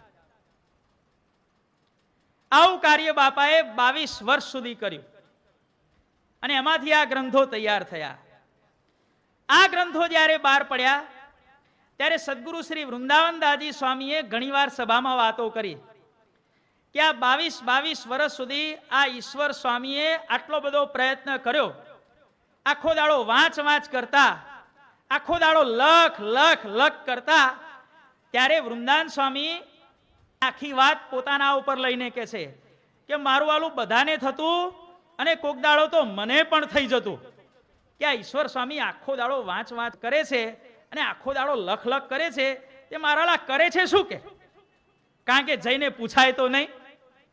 સિંહની બોર્ડમાં કોઈ જઈ શકે ભાઈ? પૂછાય તો નહીં. હાલું શું કરતા હશે કે આખો દાડો કે લખ કરે છે? શું કરે છે? કે અમને આવો સંશય થતો. પણ જ્યારે આ 2 ગ્રંથો બહાર પડ્યા, ટીકાવાળું વચનામૃત અને બાપાશ્રીની વાતો બહાર પડી, ત્યારે વૃંદાવન સ્વામી કહે છે કે અમને બધાને થયું કે આ ઈશ્વર બાપાએ તો આત્યંતિક મોક્ષનું સદાયનું સજીવન તીર્થ ખડું કરી દીધું છે. આવા આપણા ઈશ્વર બાપા હતા ભાઈ. આવી એમની લેખન શૈલી અને આવી એમની શાસ્ત્ર સેવા. હવે આપણે ઈશ્વર બાપાએ સિદ્ધાંતોના પ્રચાર અને પ્રસાર માટે કેવા કેવા સંઘર્ષો કર્યા એ હવે આપણે જોઈએ. આપણે સૌ જાણીએ છીએ તે પ્રમાણે દેવદ્રવ્યની રક્ષા માટે સત્સંગ મહાસભા એની સ્થાપના મૂળી મુકામે બાપાશ્રીની આજ્ઞાથી ત્યાં કરવામાં આવી. પહેલા એના કેપ્ટન એના આગેવાન હતા નંદકિશોરદાસજી સ્વામી. પણ જ્યારે મૂળીનો શતાબ્દીનો સમયો થયો ત્યારે આ નંદકિશોરદાસજીએ કેટલી બધી પૈસામાં ઘાલમેલ કરેલી. ભાઈ તેલનો રૂપિયો, રૂપિયાનું તેલ, 2 રૂપિયા મેલ, આવા ગડબડ ગોટા કરેલા. ભાઈ ખ્યાલ આવે ને ભાઈ? વાણિયાની દુકાને જ્યારે લેવા જાઓ ત્યારે વાણિયો શું કરે? પેલા તેલનો રૂપિયો એટલે રૂપિયો લઈ લે, પછી લ્યો રૂપિયાનું તેલ, લાવો રૂપિયો, માલ આપે રૂપિયાનો અને લઈ લે કેટલા? 2 રૂપિયા લઈ લે. ત્યારથી કહેવત પડી તેલનો રૂપિયો, રૂપિયાનું તેલ, 2 રૂપિયા મેલ. આવું આનંદ કિશોરદાસજીએ કરેલું. ભાઈ આમેય ખાય અને આમેય ખાય. પછી શતાબ્દી પછી બાપાશ્રીએ હરિભક્તો સંતોના કહેવાથી હિસાબ માગ્યો અને એમાંથી પડ્યું વાંકું. હવે સત્સંગ મહાસભાનું કામ કોણ સંભાળે? ભાઈ મૂળીના વાઘ કહેવાતા કોણ? આ નંદકિશોરદાસજી સ્વામી મૂળીનો વાઘ કહેવાતો. ત્યારે બાપાશ્રી કે ભાઈ હવે તો વાઘ તો જતો રહ્યો જંગલમાં. કે હવે સાચા સહજાનંદી સિંહ હોય એ આનું નેતૃત્વ સંભાળે. ઈશ્વર બાપાને આજ્ઞા કરી ત્યારે ઈશ્વર બાપા કહે છે કે બાપા કેસની બધી બાબત હું સંભાળું, પણ મારી એક પ્રાર્થના તમે સ્વીકારો. બાપા કે બોલો. જ્યાં સુધી કેસનો નિકાલ ન આવે ત્યાં સુધી તમારે અંતર્ધાન લીલા કરવાની નહીં. બોલો ભાઈ. બાપાશ્રીની જીવન દોરી લંબાવવામાં જો કારણભૂત હોય, આમ તો બાપાશ્રીએ સંકલ્પ કરેલો અંતર્ધ્યાન થવાનો ઘણી વખત કરેલો ભાઈ, પણ એ ઈશ્વર બાપાએ પોતાની પ્રેમ દોરીએ કરી અને બાપાશ્રીને મનુષ્ય સ્વરૂપે આ લોકમાં વધુને વધુ રાખ્યા. એમાં જો સૌથી વધુ ફાળો હોય તો આપણા ઈશ્વર બાપાનો ફાળો છે ભાઈ. આવા આપણા ઈશ્વર બાપા હતા ભાઈ. સત્સંગ મહાસભાનું કાર્ય સંભાળ્યું અને એ સત્સંગ મહાસભાનું કાર્ય નહીં પોતાની જોડે સંતો, નહીં પોતાની જોડે પૈસા, નહીં હરિભક્તો. અને કેસ ક્યાં લડાય ખબર છે? લંડનની પ્રિવી કાઉન્સિલમાં છે કેસ લડાય ભાઈ. અહીંથી 100 રૂપિયા ફેંકો ત્યારે ઇંગ્લેન્ડમાં 1 રૂપિયો બને. પાઉન્ડના કેટલા રૂપિયા છે ભાઈ? 100 રૂપિયા. અહીંથી 100 કોથળા ફેંકો ત્યારે ત્યાં 1 કોથળો પહોંચે અને ત્યાંનો 1 કોથળો અહીંયા આવે લાલભાઈ, એટલે અહીં કેટલા કોથળા થાય ભાઈ? 100 કોથળા થાય. આ તો વિપરીત દશામાં ફેંકવાનું હતું ભાઈ. નેવાના પાણી મોભે ચડાવવાના હતા, રૂપિયાના પાઉન્ડ કરવાના હતા ભાઈ. હવે રૂપિયાની જે ઠેકાણું ન હોય ત્યાં રૂપિયાના પાઉન્ડ કઈ રીતે કરવા? પણ આપણા ઈશ્વર બાપામાં એટલો બધો પ્રૌઢ પ્રતાપ હતો, એટલો બધો અદ્ભુત પ્રતાપ હતો કે પૈસાના અભાવે ક્યારે પણ કેસનું કામ અટક્યું નહીં. જ્યારે પણ વકીલોને ફી આપવાની થાય, કંઈ પણ આવી ઝેરોક્ષો કઢાવવાની થાય, કોપીઓ કઢાવવાની થાય, અહીં જવાનું થાય, ત્યાં જવાનું થાય, ત્યારે ઈશ્વર બાપા કહે કે ભાઈ કેટલા પૈસાની જરૂર છે? બાપા 500 રૂપિયાની જરૂર છે. તો એક કામ કરો, આ મંદિરનો જે ગલ્લો છે ને ભાઈ, એ ગલ્લો ખોલો અને એમાંથી 500 રૂપિયા કાઢી લો. 500 માગે તો 500, 1000 માગે તો 1000, 5000 માગે તો 5000, એટલે 10000 માગે 10000. જેટલા રૂપિયાની જરૂર પડે એટલી લક્ષ્મી મંદિરના ગલ્લામાં ઈશ્વર બાપાના પ્રતાપે અખૂટ થઈ જતી ભાઈ. આવા આપણા ઈશ્વર બાપા હતા ભાઈ. અને જ્યારે આપણા ઈશ્વર બાપા જ્યારે આવી રીતે મજબૂત રીતે આચાર્ય મહારાજને જોરદાર લડત આપી ત્યારે આચાર્ય મહારાજ હલી ગયા કે હવે આ કેસમાં જીતવું અશક્ય છે. ઈશ્વર બાપાને ઘણા પ્રલોભનો આપ્યા, પણ પ્રલોભનો સામે જેમ દેવતાઓએ સમુદ્ર મંથન કર્યું ત્યારે દેવતાઓ ઝેરથી ગભરાણા નહીં અને વચ્ચે બધા રત્નો નીકળ્યા એમાં લોભાણા નહીં. દેવતાઓનું ટાર્ગેટ શું હતું? મારે અમૃત મેળવવું છે. ઝેરથી ડર્યા નહીં, રત્નોમાં લોભાણા નહીં. અમૃતની પ્રાપ્તિ માટે દેવતાઓએ સંઘર્ષ કર્યો અને જ્યાં સુધી અમૃત ન મળ્યું ત્યાં સુધી સંઘર્ષ ચાલુ રાખ્યો. એમ બાપાશ્રીના સિદ્ધાંતોના પ્રચાર અને પ્રસારને માટે દેવતાઓની માફક જેટલા પણ કષ્ટો પડ્યા એ કષ્ટોમાં આપણા ઈશ્વર બાપા ગભરાણા નહીં અને ગમે તેવા પ્રલોભનો આપવામાં આવ્યા એ પ્રલોભનોમાં પણ આપણા ઈશ્વર બાપા લોભાણા નહીં. ભાઈ આપણે સમુદ્ર મંથનની કથા સાંભળી, પણ આપણા પ્રગટના શાસ્ત્રમાં આવું અદ્ભુત સમુદ્ર મંથન થયું એનો આપણને ખ્યાલ જ નથી. ભાઈ આચાર્ય મહારાજે કીધું કે સ્વામી તમે જો કેસ પાછો ખેંચી લો, કારણ કે ખબર પડી ગઈ કે હવે હારવાના દાડા આવ્યા છે, કેસ પાછો ખેંચી લો તો આ ટીકાવાળું વચનામૃત અને બાપાશ્રીની વાતો અને આ પુરુષોત્તમ લીલામૃત સુખ સાગર ગ્રંથ એના ઉપર એને પ્રમાણ કરતું સર્ટિફિકેટ જે મારી સંસ્થા તરફથી દરેક ગ્રંથમાં લખી આપવામાં આવે છે એ સર્ટિફિકેટ હું લખી આપું. તમે જોજો અમદાવાદ અને વડતાલના જે પુસ્તકો હશે ને એના ગ્રંથના જે શરૂઆતમાં ભગવાનના મૂર્તિ હોય ને એના પછી એક આચાર્ય મહારાજની મંજૂરીનું પાનું હશે. એમાં આચાર્ય મહારાજે લખ્યું હોય કે ભાઈ આ સ્વામી આ ગ્રંથ બનાવ્યો અને આ ગ્રંથ જે વાંચે એના ઉપર ભગવાન રાજી થાય અને અમારી આજ્ઞાથી આ ગ્રંથનું પ્રકાશન થયું છે તો દરેક સત્સંગીઓએ વાંચવા માટે વિનંતી. આવું એમણે જેવું ફાવે એવું 5-10 વાક્યમાં લખાણ કરી અને છેલ્લે સંસ્થાનો સિક્કો અને પોતાની સહી કરેલી હોય. ત્યારે એમણે ઓફર કરી કે ટીકા ઉપર બાપાની વાતો ઉપર ને પુરુષોત્તમ લીલા ઉપર હું સર્ટિફિકેટ કે લખી આપું કે, પણ તમે કેસ મૂકી દો. ત્યારે ઈશ્વર બાપા કહે છે કે આચાર્ય મહારાજ શું તમે પ્રમાણ કરશો ત્યારે શું અમારા સ્વામિનારાયણ ભગવાનને બાપાની વાણી પ્રમાણ થશે? એટલે આ વચનામૃત તો સ્વતઃ પ્રમાણ છે કે સ્વામિનારાયણ ભગવાન છે જેમ સ્વ તેજે તેજાયમાન છે. બીજા બધા અવતારોમાં ભગવાનનો પ્રકાશ ખરો, પણ ભગવાનમાં કોઈનો પ્રકાશ કરો? જેમ સ્વામિનારાયણ ભગવાન સ્વ તેજે તેજાયમાન છે એમ અમારા ભગવાનની વાણી અમારા બાપાની વાણી એ પણ સ્વામિનારાયણ ભગવાને પ્રમાણ કરેલી છે. અમારે તમારા પ્રમાણની કોઈ જ જરૂર નથી. આવો સુરવીરતા ભર્યો જવાબ આપણા ઈશ્વર બાપાએ આપ્યો. અને પછી જ્યારે કોર્ટનો ફેંસલો થયો ત્યારે તમે જાણો છો તે પ્રમાણે કે જે વ્યક્તિ હારે એને ડબલ ખર્ચો આપવો પડે. કારણ કે કોર્ટને એ વખતે પોતે જુઠ્ઠો હોવા છતાં કોર્ટને હેરાન કેમ કરી? આનો દંડ. ભાઈ ખોટા હતા તો સ્વીકારી લેવું હતું ને. કેસ શું કરવા કર્યો? સાચા માણસને હેરાન શું કરવા કર્યા? એટલે કોર્ટે નિયમ કર્યો જે હારે એને ડબલ ખર્ચો આપવાનો. 54,000 રૂપિયા એ જમાનામાં. ભાઈ આજથી 90 વર્ષ પહેલા કોર્ટે કીધું કે સ્વામી તમારે 54,000 રૂપિયા લેવાના નીકળે છે. તે ઈશ્વર બાપા કે ના, હું 54,000 રૂપિયા નહીં લઉં. મને તો મારા હકના જે 27,000 રૂપિયા છે એ આપી દો. એટલે મારે ભયો એ જમાનામાં આપણા ઈશ્વર બાપાએ 27,000 રૂપિયા જતા કર્યા હતા. આવા આપણા ઈશ્વર બાપા નિર્લોભી અને નિષ્પૃહી હતા. ભાઈ નહીં તો કોઈ છોડે? ભાઈ કોઈની જોડે 5 રૂપિયા જીતુભાઈ તમે માગતા હો, છોડો ભાઈ, અરે ફેંટ ઝાલીને લઈ લો અને કશું ના લે ચશ્માની ફ્રેમ ઉતારીને ઘેર લઈ જાઓ. આવજે 5 રૂપિયા લઈને ચશ્માની ફ્રેમ લેવા માટે. ઉતારી લો કે ન ઉતારી લો? ભાઈ ભાઈ બધા હા, આ તો ખાલી આનું નામ દેવાય છે, બાકી નામ દેવાય એટલે એને કહેવાય છે એમ નહીં, બધાને કહેવાય છે. ભાઈ ચશ્માની ફ્રેમ કાઢી લો કાં તો હાથમાંથી ઘડિયાળ તાણીને લઈ લો. આવજે, તારામ પૈસાની સગવડ નથી ને, લે તારે આવજે, સગવડ થાય ત્યારે તું એ લેતો જા તારે. 27,000 રૂપિયા આપણા ઈશ્વર બાપાએ એ વખતે જતા કર્યા હતા.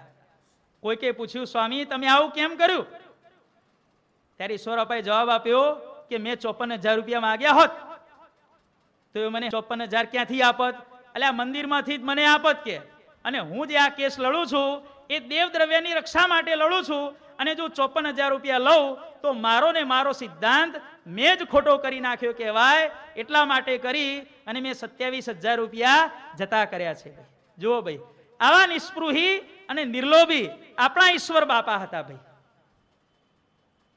આવી ઈશ્વર બાપાની જોરદાર, જેને આપણે કહીએ છીએ છેલ્લી કક્ષાની ત્રિગુણાતીત ફિરત તન ત્યાગી રીત જગત સે ન્યારી, આવા આપણા ઈશ્વર બાપા હતા. ભાઈ અને આટલી બધી લડત ચાલી તેમ છતાંય ઈશ્વર બાપાને ક્યારે પણ આચાર્ય મહારાજ સાથે મતભેદ હતો નહીં. આચાર્ય મહારાજને અંદર ખાનેથી આપણા ઈશ્વર બાપા માટે અત્યંત આદર ભાવ હતો અને આપણા ઈશ્વર બાપાને પણ આચાર્ય મહારાજ માટે અત્યંત આદર ભાવ હતો. ભાઈ બોલો, આ શક્ય છે? ભાઈ દુશ્મની કરવી હોય તો કેમ કરવી એ પણ શીખો આપણા ઈશ્વર બાપાના જીવન ચરિત્રમાંથી. ભાઈ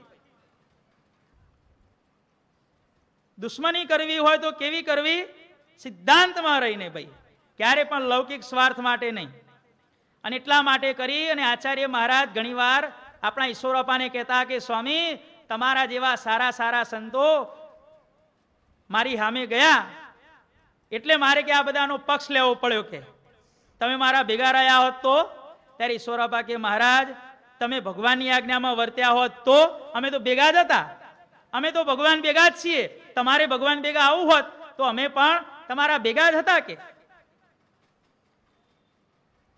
બંનેને અરસપરસ આવો આદર ભાવ હતો. એક વખતે શું બન્યું કે વાસુદેવ પ્રસાદજી મહારાજે નક્કી કર્યું કે સાધુએ પૈસા રાખવા નહીં.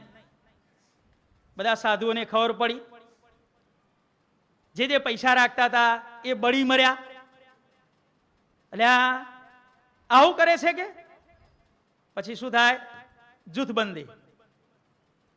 જૂથબંધી થઈ. એમાં બધા સાધુએ નક્કી કર્યું કે વાસુદેવ પ્રસાદજી મહારાજને અને ઈશ્વર બાપાને બનતું નથી, માટે આપણે ઈશ્વર બાપાને વાત કરીએ તો આપણા ભેગા ઇન્વોલ્વ થાય. ઈશ્વર બાપાને વાત કરવા ગયા ત્યારે ઈશ્વર બાપાએ સ્પષ્ટ કહી દીધું કે મારી લડત આચાર્ય મહારાજ સાથે સિદ્ધાંત માટે છે. મારે વ્યક્તિગત રીતે આચાર્ય મહારાજ સાથે કોઈ જાતની દુશ્મની નથી. કે મારે એમની સાથે કોઈ પ્રકારનું વેરઝેર કે અંતઃકરણમાં કોઈ પણ જાતની આંટી નથી. કે અને તમે આ રીતે આયા છો પણ ભગવાનની આજ્ઞા વિરુદ્ધની બાબતમાં હું તમને સાથ સહકાર નહીં આપું. અને ઈશ્વર બાપા કહે છે કે ભલે આચાર્ય મહારાજ સાથે મારો કેસ ચાલે છે, પણ જ્યારે ભગવાનની આજ્ઞા પ્રમાણે આચાર્ય મહારાજ કાર્ય કરવા માગે છે ત્યારે એમની સાથે કોર્ટમાં કેસ ચાલતો હોવા છતાં આ મેટર પૂરતો હું વાસુદેવ પ્રસાદજી મહારાજનો પક્ષ રાખીશ રાખીશ ને રાખીશ. જાઓ બધા નીકળી જાઓ. બોલો ભાઈ. બાપાશ્રી પોતાની વાતોમાં આપણને સુંદર મજાનું વાક્ય સમજાવે છે. ભાઈ ધર્મનો પક્ષ રાખવો, ક્યારે પણ પાર્ટીનો પક્ષ નહીં રાખવો. ભાઈ જીવનમાં આગળ વધવું હોય તો ધર્મનો પક્ષ રાખવો. ભાઈ પાર્ટીનો પક્ષ ક્યારે નહીં રાખવો. ક્યારે પણ નક્કી કરવું હોય તો માણસ નહીં જોવાનો. ભાઈ ઘણા માણસો ન્યાય કરે ને ત્યારે માણસ જુએ, આ મારો છે તો ગમે તેવો કારો હોય તો એ ધોળો, આ માણસ મારો નથી, ગમે તેલો ધોળો હોય તો કાળો કોલસા જેવો. માણસ જોઈને જે વ્યક્તિ ન્યાય કરે છે એ હંમેશા જીવનમાં ખત્તા ખાય છે. આટલું શીખી રાખજો. ભાઈ માણસ જોઈને ક્યારે પણ ન્યાય નહીં કરવાનો. ન્યાય કરવો હોય ત્યારે બાબત જોવાની. બાબત શું છે? ભગવાનની આજ્ઞા પ્રમાણેની વાત હોય તો દુશ્મનને પણ સાથ સહકાર આપવાનો, અને ભગવાનની આજ્ઞા વિરુદ્ધની બાબત હોય તો પોતાનો ગમે તેવો અંગત માણસ હોય એને પણ લાત મારીને રવાના કરી શકે એવા જ સાચા પુરુષો આ ઈશ્વર બાપા જેવા આ જગતની અંદર નિડર સિદ્ધાંતવાદીનું લેવલ પ્રાપ્ત કરી શકે છે. ભાઈ જોજો, ખાસ યાદ રાખજો. ભાઈ ક્યારે પણ પાર્ટીનો પક્ષ રાખવો નહીં, પક્ષ ધર્મનો રાખવો. બાબત શું છે? બાકી માણસ સામે જોવા જાઓ તો 7 પેઢી સુધી વ્યક્તિ જન્મ ધરે ને તો પણ એને હાચા ખોટાની ક્યારે પણ ગતાગમ પડે નહીં.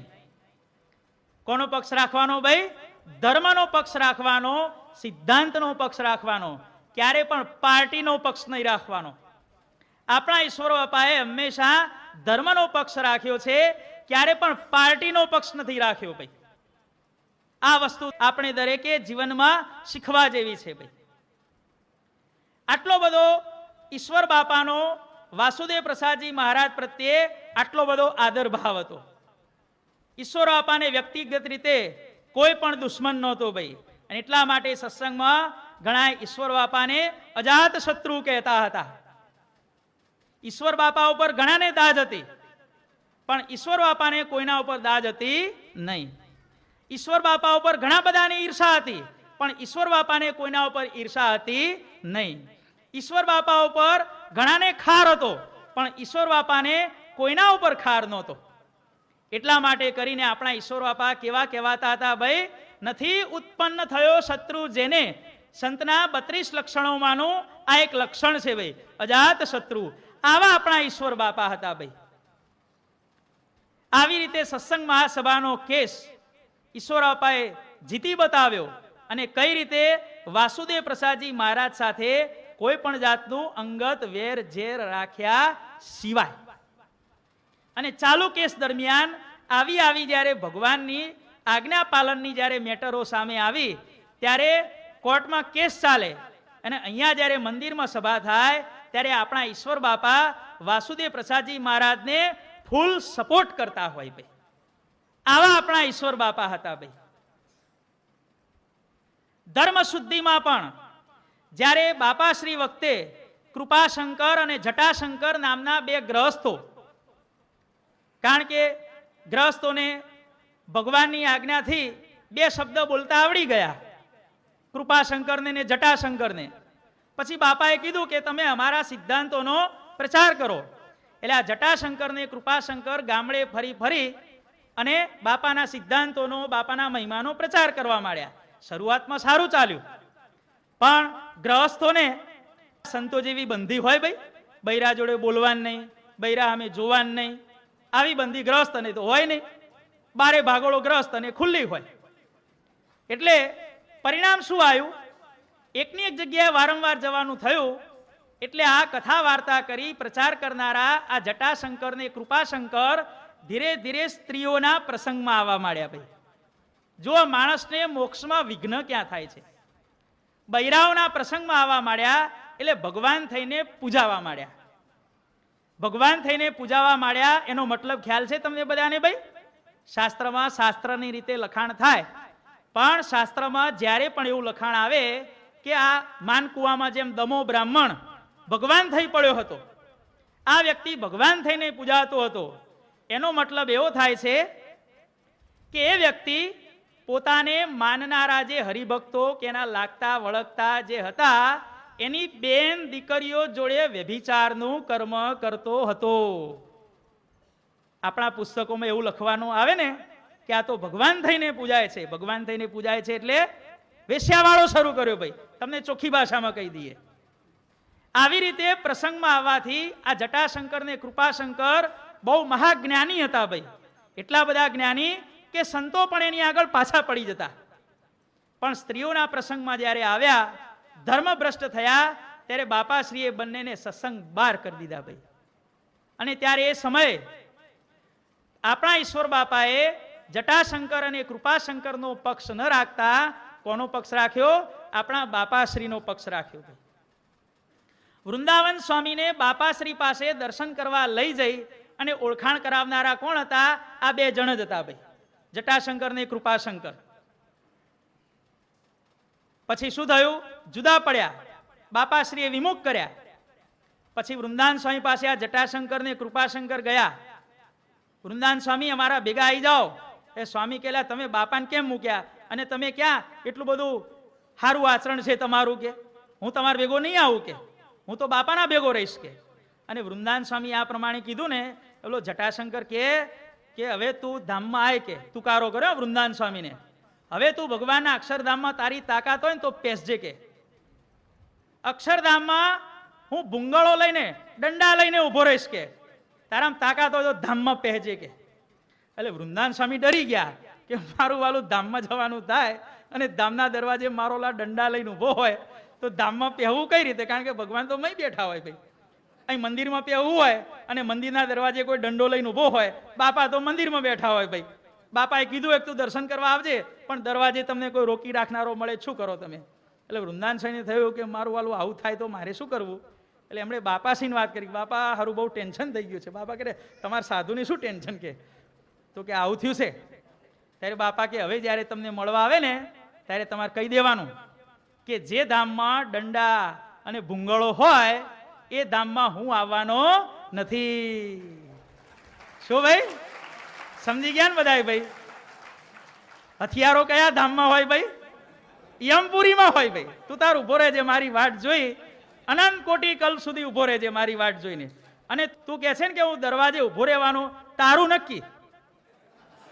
એટલું કહી દેજો, હે જટાશંકર, હે કૃપાશંકર, તારું નક્કી.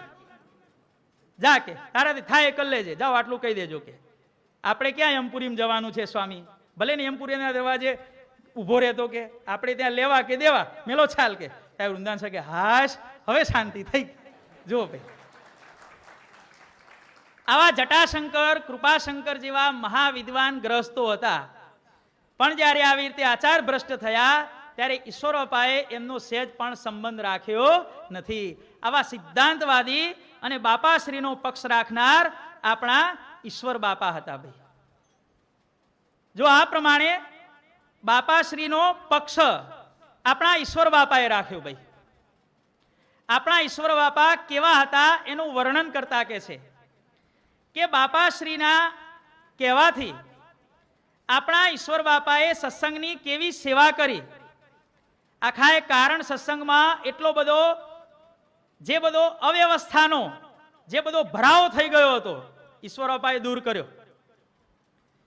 પહેલા તમને બધાને ખબર નહીં હોય, આજથી 100 વર્ષ પહેલા મંદિરોમાં જે સંતો રહેતા હોય ને, એ સંતોને જમવાની વ્યવસ્થા મંદિર તરફથી થતી હતી નહીં. ત્યારે કેટલા મંદિરના વિકાસ માટે જે સંતે પોતાનું જીવન સમર્પણ કર્યું, એ મંદિરવાળા એ સાધુને 12 મહિને 4 ધોતિયા 4 ગાતડિયા ના આપે? એ મંદિરવાળા 2 ટાઈમ ખાવાનું ના આપે? અલ્યા ભાઈ, નતા આપતા. ત્યારે એમ થાય કે આ જમવાનું શું હતું? તો પેલા રિવાજ હતો ભાઈ.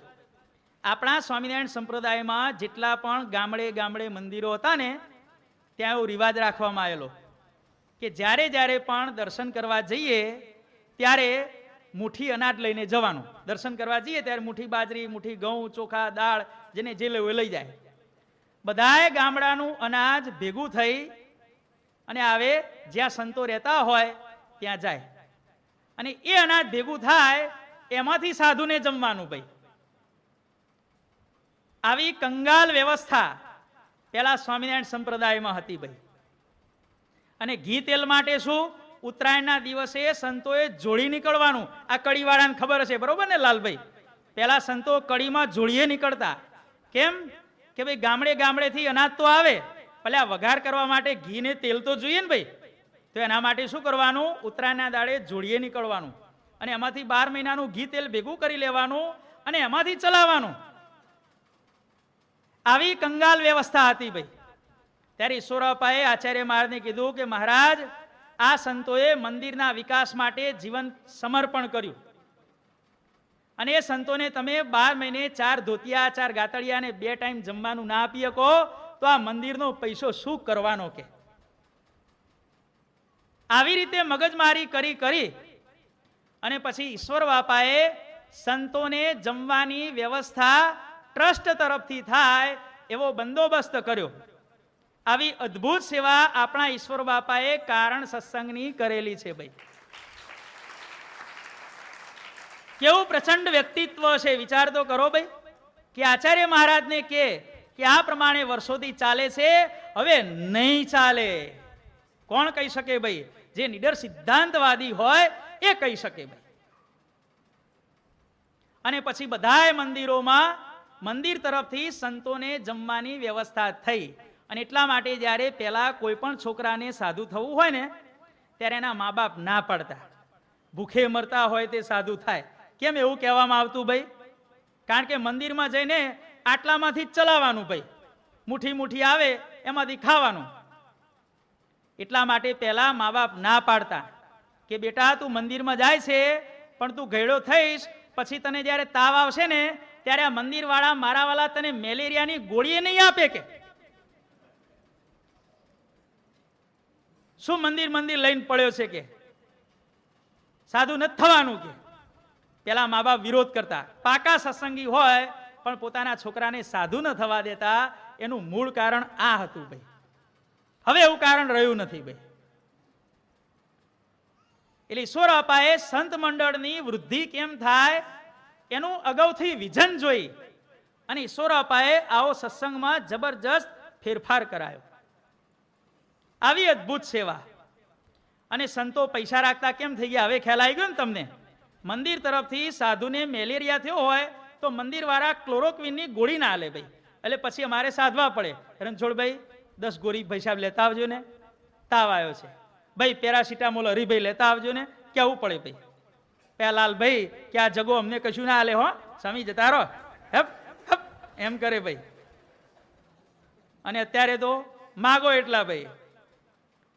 અમારે મંદિરમાં કહેવત છે, જગો આપે જરી જરી. અમારો જગો કોઠારી છે ને, કેટલું આપે ભાઈ? જરી જરી. લે પણ જરી જરી, 50 રૂપિયા, 100 રૂપિયા, 200 રૂપિયા, 500. જગો આપે જરી જરી, આપે પણ એટલું અને લે પણ એટલું, 500 રૂપિયા, 1000 રૂપિયા. જગો આપે જરી જરી અને મારો લાલો કરાવે લીલા લેર. જો ભાઈ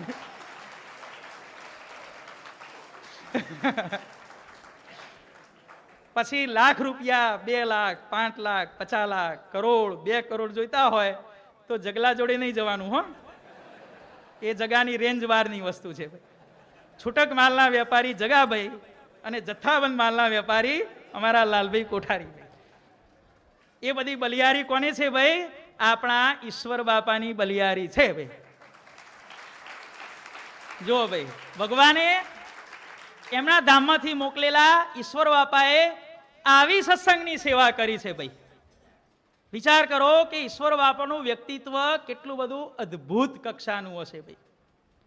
આપણા ઈશ્વર બાપા આ પ્રમાણે જીવનભર નિડર સિદ્ધાંતવાદી બની અને ઝઝુમ્યા ભાઈ. જીવનના છેલ્લા શ્વાસ સુધી સિદ્ધાંત એમણે ક્યારે પણ પડ્યો મૂક્યો નહીં. આપણા ઈશ્વર બાપાની પ્રકૃતિ એટલી બધી ક્ષમાશીલ હતી. કેટલા ક્ષમાવાળા કે જ્યારે ભુજ મંદિરમાં ઈશ્વર બાપાને લાડુની અંદર ઝેર આપવામાં આવ્યું, 100 વખત 24 કલાકની અંદર ઈશ્વર બાપાને દિશાએ જવું પડ્યું ભાઈ. કેવી દશા થાય કો? ઝાડા થઈ જાય 24 કલાકમાં 6 વખત નહીં હો, 100 ટાઈમ્સ એમને આટલી વખત જવું પડ્યું ભાઈ. અને તેમ છતાં પણ ઝેર આપનારાઓ પ્રત્યે એમણે અદ્ભુત ક્ષમા બતાવી. ભગવાન એનું ભલું કરે. આપણા સ્વામી બાપા આશીર્વાદમાં કહે છે ને કે જ્યારે જ્યારે ઈશ્વર બાપા ગરમ થાય ત્યારે શું બોલતા? ભગવાન તારું ભલું કરે, તારી જય થાય, તારું હારું થાય. અને આપણે નારાજ થઈએ શું બોલીએ ભાઈ? આવો શબ્દો બોલી અને આજની કથા આપણે નથી બગાડવી હો. હા, પણ જે બોલીએ છીએ તે બોલીએ છીએ ભાઈ. બહુ ઝાઝું બોલવું નહીં. કાલે મહારાજે કીધું ને, બોલીએ તો બોલતા બોલતા પછી ભગવાન તો બધું બોલાઈ જાય, પણ આપણે બોલવા માંડીએ તો પછી ઠેકાણા વગરનું બોલાય ભાઈ. એટલે બહુ બોલવું નહીં. ઈશ્વર આપા જ્યારે કોઈના ઉપર ગુસ્સે થાય ત્યારે, હા ભગવાન તારું ભલું કરે, લે એમ કરીને, તારી જય થાય, તું બહુ સુખી થા, એમ કરીને ગરમ થઈને આવું બોલે હો. તો રાજી થતા હશે ત્યારે એમના આશીર્વાદ કેટલું કામ કરતા હશે એ વિચારી લેજો. આવા આપણા ઈશ્વર બાપા ભાઈ આજીવન પર્યંત આ પ્રમાણે સાચા સિદ્ધાંતવાદી રહ્યા. ત્યારે આપણા સર્વ સત્સંગ સમાજે અને જીવન પ્રાણ સ્વામી બાપાએ એમને શું કીધું ભાઈ? નિડર સિદ્ધાંતવાદી ઈશ્વર બાપા. આ થયું ભાઈ. જુઓ,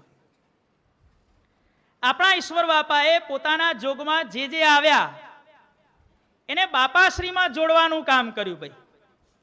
રોહાના કુંવરજીભાઈ દિવાન ધ્યાનનો ઉપદેશ આપ્યો. 12 મહિને જ્યારે 2.5 કલાક ધ્યાન સિદ્ધ થયું, ઈશ્વર બાપાને કીધું કે બાપા 1 મિનિટથી ચાલુ કર્યું તું, 12 મહિને 2.5 કલાક સુધી પહોંચ્યો છું, હવે મારે શું કરવાનું? તો ઈશ્વર બાપા કે પૂરું હવે તમારું. કારણ કે 10મો ભાગ ધર્માદામાં આપવો શિક્ષાપત્રીમાં લખ્યું છે ને. 24 કલાકનો 10મો ભાગ કેટલો થાય? 2.5 કલાક. 2.5 કલાક થાય. 2.5 કલાક તમે વિના સંકલ્પે ધ્યાન કર્યું એટલે હવે 90% હાચવવાની જવાબદારી ભગવાનની કે ચાલો હવે હું તમને એવા પુરુષ પાસે લઈ જાઉં કે તમને ગાઢ સંકલ્પ મુકાવી દે. કુંવરજીભાઈ કે ચાલો. અને જ્યાં વૃષપુર ગામની સીમમાં પ્રવેશ્યા ત્યાં કુંવરજીબાઈના ગાઢ સંકલ્પનો વિરામ થઈ ગયો. અને પછી બાપાશ્રી એમને મંદિરના પગથિયે સામા મળ્યા ત્યારે સુંદર મજાનું દ્રશ્ય રચાયું. કયું દ્રશ્ય ખબર છે ભાઈ? આપણા જીવન પ્રાણ સ્વામી બાપા પોતાના કીર્તનમાં કે છે, ચલે આવો જી, ચલે આવો જી, ચલે આવો. હે મુમુક્ષુ, તું મારી પાસે ચાલ્યો આવ, પણ એકલો નહીં. ચલે આવો જી, ચલે આવો જી, ચલે આવો જી, અનુભવી કા લેકર સહારા. અનુભવી કોણ? આપણા ઈશ્વર બાપા. કુંવરજીભાઈને બાપાશ્રી કહે છે કે કુંવરજીભાઈ ચલે આવો, ચલે આવો, ચલે આવો જી, અનુભવી ઈશ્વર બાપા કા લેકર સહારા. ઓ હુઆ હે મિલન. જો મિલન થઈ ગયું ને ભાઈ, જીવ અને શિવનું મિલન કરાવ્યું કોણે? આપણા ઈશ્વર બાપાએ મિલન કરાવ્યું ભાઈ. આવું સુંદર મજાનું દ્રશ્ય એને સ્વામી બાપાએ પોતાના કીર્તનમાં ઉતાર્યું ભાઈ. અનુભવી કા લેકર સહારા, હે જીવાત્મા તુમ મેરે પાસ ચલે આવો. કે નિર્ગુણાનંદ બ્રહ્મચારી જ્યારે ઈશ્વર બાપાની પાસે ગયા ત્યારે ઈશ્વર બાપાએ પોતે એમને ન રાખ્યા. શું કહ્યું? કે તમે બાપાશ્રી પાસે જાઓ. પોતાના યોગમાં જે જે આવે એને આપણા ઈશ્વર બાપાએ માત્ર એક એડ્રેસ બતાવ્યું. કયું એડ્રેસ? અને ત્યારથી આપણા ઈશ્વર બાપા માટે સત્સંગમાં એવું કહેવા માંડ્યું કે એની પાસે જ્યારે જઈએ ત્યારે તો પશ્ચિમનો જ ખૂણો બતાવે છે. કે કારણ કે કચ્છ કઈ દિશામાં આવ્યું ભાઈ? પશ્ચિમ દિશામાં આવ્યું. આવું ઈશ્વર બાપા માટે કહેવામાં આવ્યું ભાઈ. હવે આપણે જોઈએ કે ઈ ઈશ્વર બાપાનો મહિમા આપણા બાપાશ્રીએ કેવો કયો. એક વખતે અથાયાત ગુર્જરમ દેશમ બાપા શ્રી સંગ સંયુત દેશે ખાખરી યાખ્યે ચસકટે ન ચચારસ સદ્ગુરુરપી તૈનેવ સાર્ધમન્યે ચ સેવકા મોહન પ્રમુખાશ્ચાસન ભક્તા દામોદરાદય. ઈશ્વર બાપા એક વખતે ખાખરિયામાં વિચરણ કરતા હતા અને સેવકો પરસ્પર વાર્તા કરવા લાગ્યા કે ભાઈ પક્ષો મહાસભાયાનો બલવાન હરિણા કૃત બાપા શ્રી મુનયશ્ચાપી મહાંત સંતિ યદ્યપી. સત્સંગ મહાસભાનો પક્ષ હવે બાપાશ્રીના કારણે, ઈશ્વર બાપા જેવા સદગુરુઓને કારણે, હરિભક્તોને કારણે આપણો સત્સંગ મહાસભાનો પક્ષ તો ઘણો બળવાન બન્યો છે. પણ એમાં જરાક એક વસ્તુ ખૂટે છે. સમર્થા કિંતુ ન પક્ષ આચાર્યો નાસ્તિ કંચન. હરિભક્તો કે છે કે કોઈ આપણને પૂછે કે તમારા આચાર્ય કોણ? સત્સંગ મહાસભાના આચાર્ય કોણ? એવમ શ્રુત્વા વચસ્તેષામ બાપા શ્રી સ્મિતાનન. મંદહાસ્ય કરીને બાપાશ્રી બોલ્યા, ઉદ્વિગ્ના સંતુમાં ભક્તા. હે સંતો ભક્તો, તમે કોઈ પણ જાતનું ટેન્શન ન રાખશો કે કોઈ પૂછે કે તમારા આચાર્ય કોણ. ત્યારે બધા કહે છે બાપા અમારે શું કહેવું? ત્યારે બાપાશ્રી બોલ્યા, આચાર્યો યમ ગુણાકર ગૃહીત્વા સદ્ગુરો હસ્ત તાનુદ્દિશ્યાત સો બ્રવીત. જુઓ કે આ ઈશ્વર બાપા છે એ જ આપણા આચાર્ય. આ આપણા આચાર્ય કે. અને જુઓ તો ખરા, આ બાપાશ્રીએ જે શબ્દ વાપર્યો, આ આપણા આચાર્ય, આ ત્રણેય શબ્દોનો પ્રારંભ, એનો પહેલો અક્ષર આ ત્રણ વસ્તુ જે બોલાય એ હંમેશા પાકી. આ આપણા આચાર્ય. ત્યારે કે કઈ રીતે? ત્યારે કે જુઓ, શ્રીજી મહારાજે ગોપાળાનંદ સ્વામી બાપાને ગોપાલાનંદ તુલ્યોયમ આચાર્યત્વે વિરાજિત. સ્વામિનારાયણ ભગવાનના સ્થાને ગોપાળ મુનિએ વારસદાર કર્યા નિર્ગુણ બાપાને, અને એમના વારસદાર છે. માટે આપણા બધાના નરનારાયણ લક્ષ્મીનારાયણ દેશના નહીં પણ સમગ્ર સ્વામિનારાયણ દેશના આચાર્ય જો હોય તો આ સદગુરુ શ્રી ઈશ્વરચરણદાસજી સ્વામી છે. આ પ્રમાણે કહ્યું ત્યારે હરિભક્તો અત્યંત આનંદ પામવા લાગ્યા. અને પછી એક વખતે બાપાશ્રીએ શું કર્યું? સભા ભરાઈને બેઠી હતી. અથૈકદા સભા મધ્યે સદગુરો મસ્તકે કરમ અપરમ ચિબુકે ન્યસ્ય બાપા સભ્યા નવોચત. સભા ભરાઈને બેઠી હતી. બાપાશ્રી ઊભા થયા. સદગુરુના મસ્તકે પોતાનો એક કર મૂક્યો અને બીજો કર એમની દાઢીએ મૂક્યો. અને બાપાશ્રી શું કહે છે? ઈદૃશો ગુરુવર્યોયમ બ્રહ્માંડેપી સુદુર્લભ પ્રાપ્તો હરે પ્રસાદેન કાર્યસ્તત્ર ન સંશય. કે મૂળ અક્ષર સુધી, બાપા કે અમને ચેલેન્જ આપીએ છીએ, મૂળ અક્ષર સુધી આવા કોઈ સાધુ હોય તો અમને બતાવો, અને જો કોઈ ગોતી બતાવે તો અમે એમને ઇનામ આપીએ. આવા સદગુરુ ઈશ્વરચરણદાસજી સ્વામી બાપા છે. અને એ ઈશ્વર બાપાનો પ્રભાવ સૌથી વધારે આપણને ક્યારે જોવા મળ્યો ખબર છે ભાઈ? એ ઈશ્વર બાપાનો પ્રતાપ આપણને જોવા મળ્યો અને એનો આપણને કાયમી લાભ મળ્યો. કયા પ્રસંગે? જ્યારે આપણા જીવન પ્રાણ સ્વામી બાપા ઈશ્વર બાપાની પાસે આવ્યા, માત્ર 10 કે 15 મિનિટની વાતચીતને અંતે આપણા જીવન પ્રાણ સ્વામી બાપા ઈશ્વર બાપાની પાસે સંતની દીક્ષા લેવા માટે એગ્રી થઈ ગયા. ભાઈ વિચાર કરો ભાઈ, આપણા જીવન પ્રાણ સ્વામી બાપા જેનો મહિમા કઈ કઈ અને આખી દુનિયા અત્યારે ગાજે છે, તો એ સ્વામી બાપાએ જેને ગુરુ પસંદ કર્યા એ ગુરુ શું જેવા તેવા હશે ભાઈ? આટલો વિચાર કરી લો ભાઈ. આપણી ભારતીય સંસ્કૃતિમાં 4 ગુરુઓ મહાન કહેવાય છે.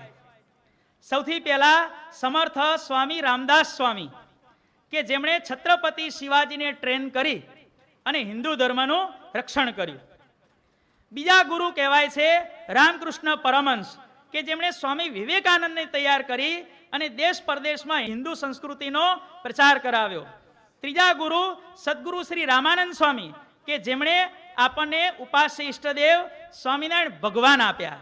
આવા સમર્થ શિષ્યોના સર્જક જે આ 3 ગુરુ કયા, એની પંક્તિમાં આપણે ઈશ્વર બાપાનું નામ પણ લઈ શકીએ કે એ ગુરુએ જેમ પોતાના સમર્થ શિષ્યો તૈયાર કર્યા, એમ આપણા ઈશ્વર બાપાએ આપણા ગુરુદેવ જીવન પ્રાણ સ્વામી બાપાની ભેટ કારણ સત્સંગ સ્વામિનારાયણ સંપ્રદાયને આપી ભાઈ.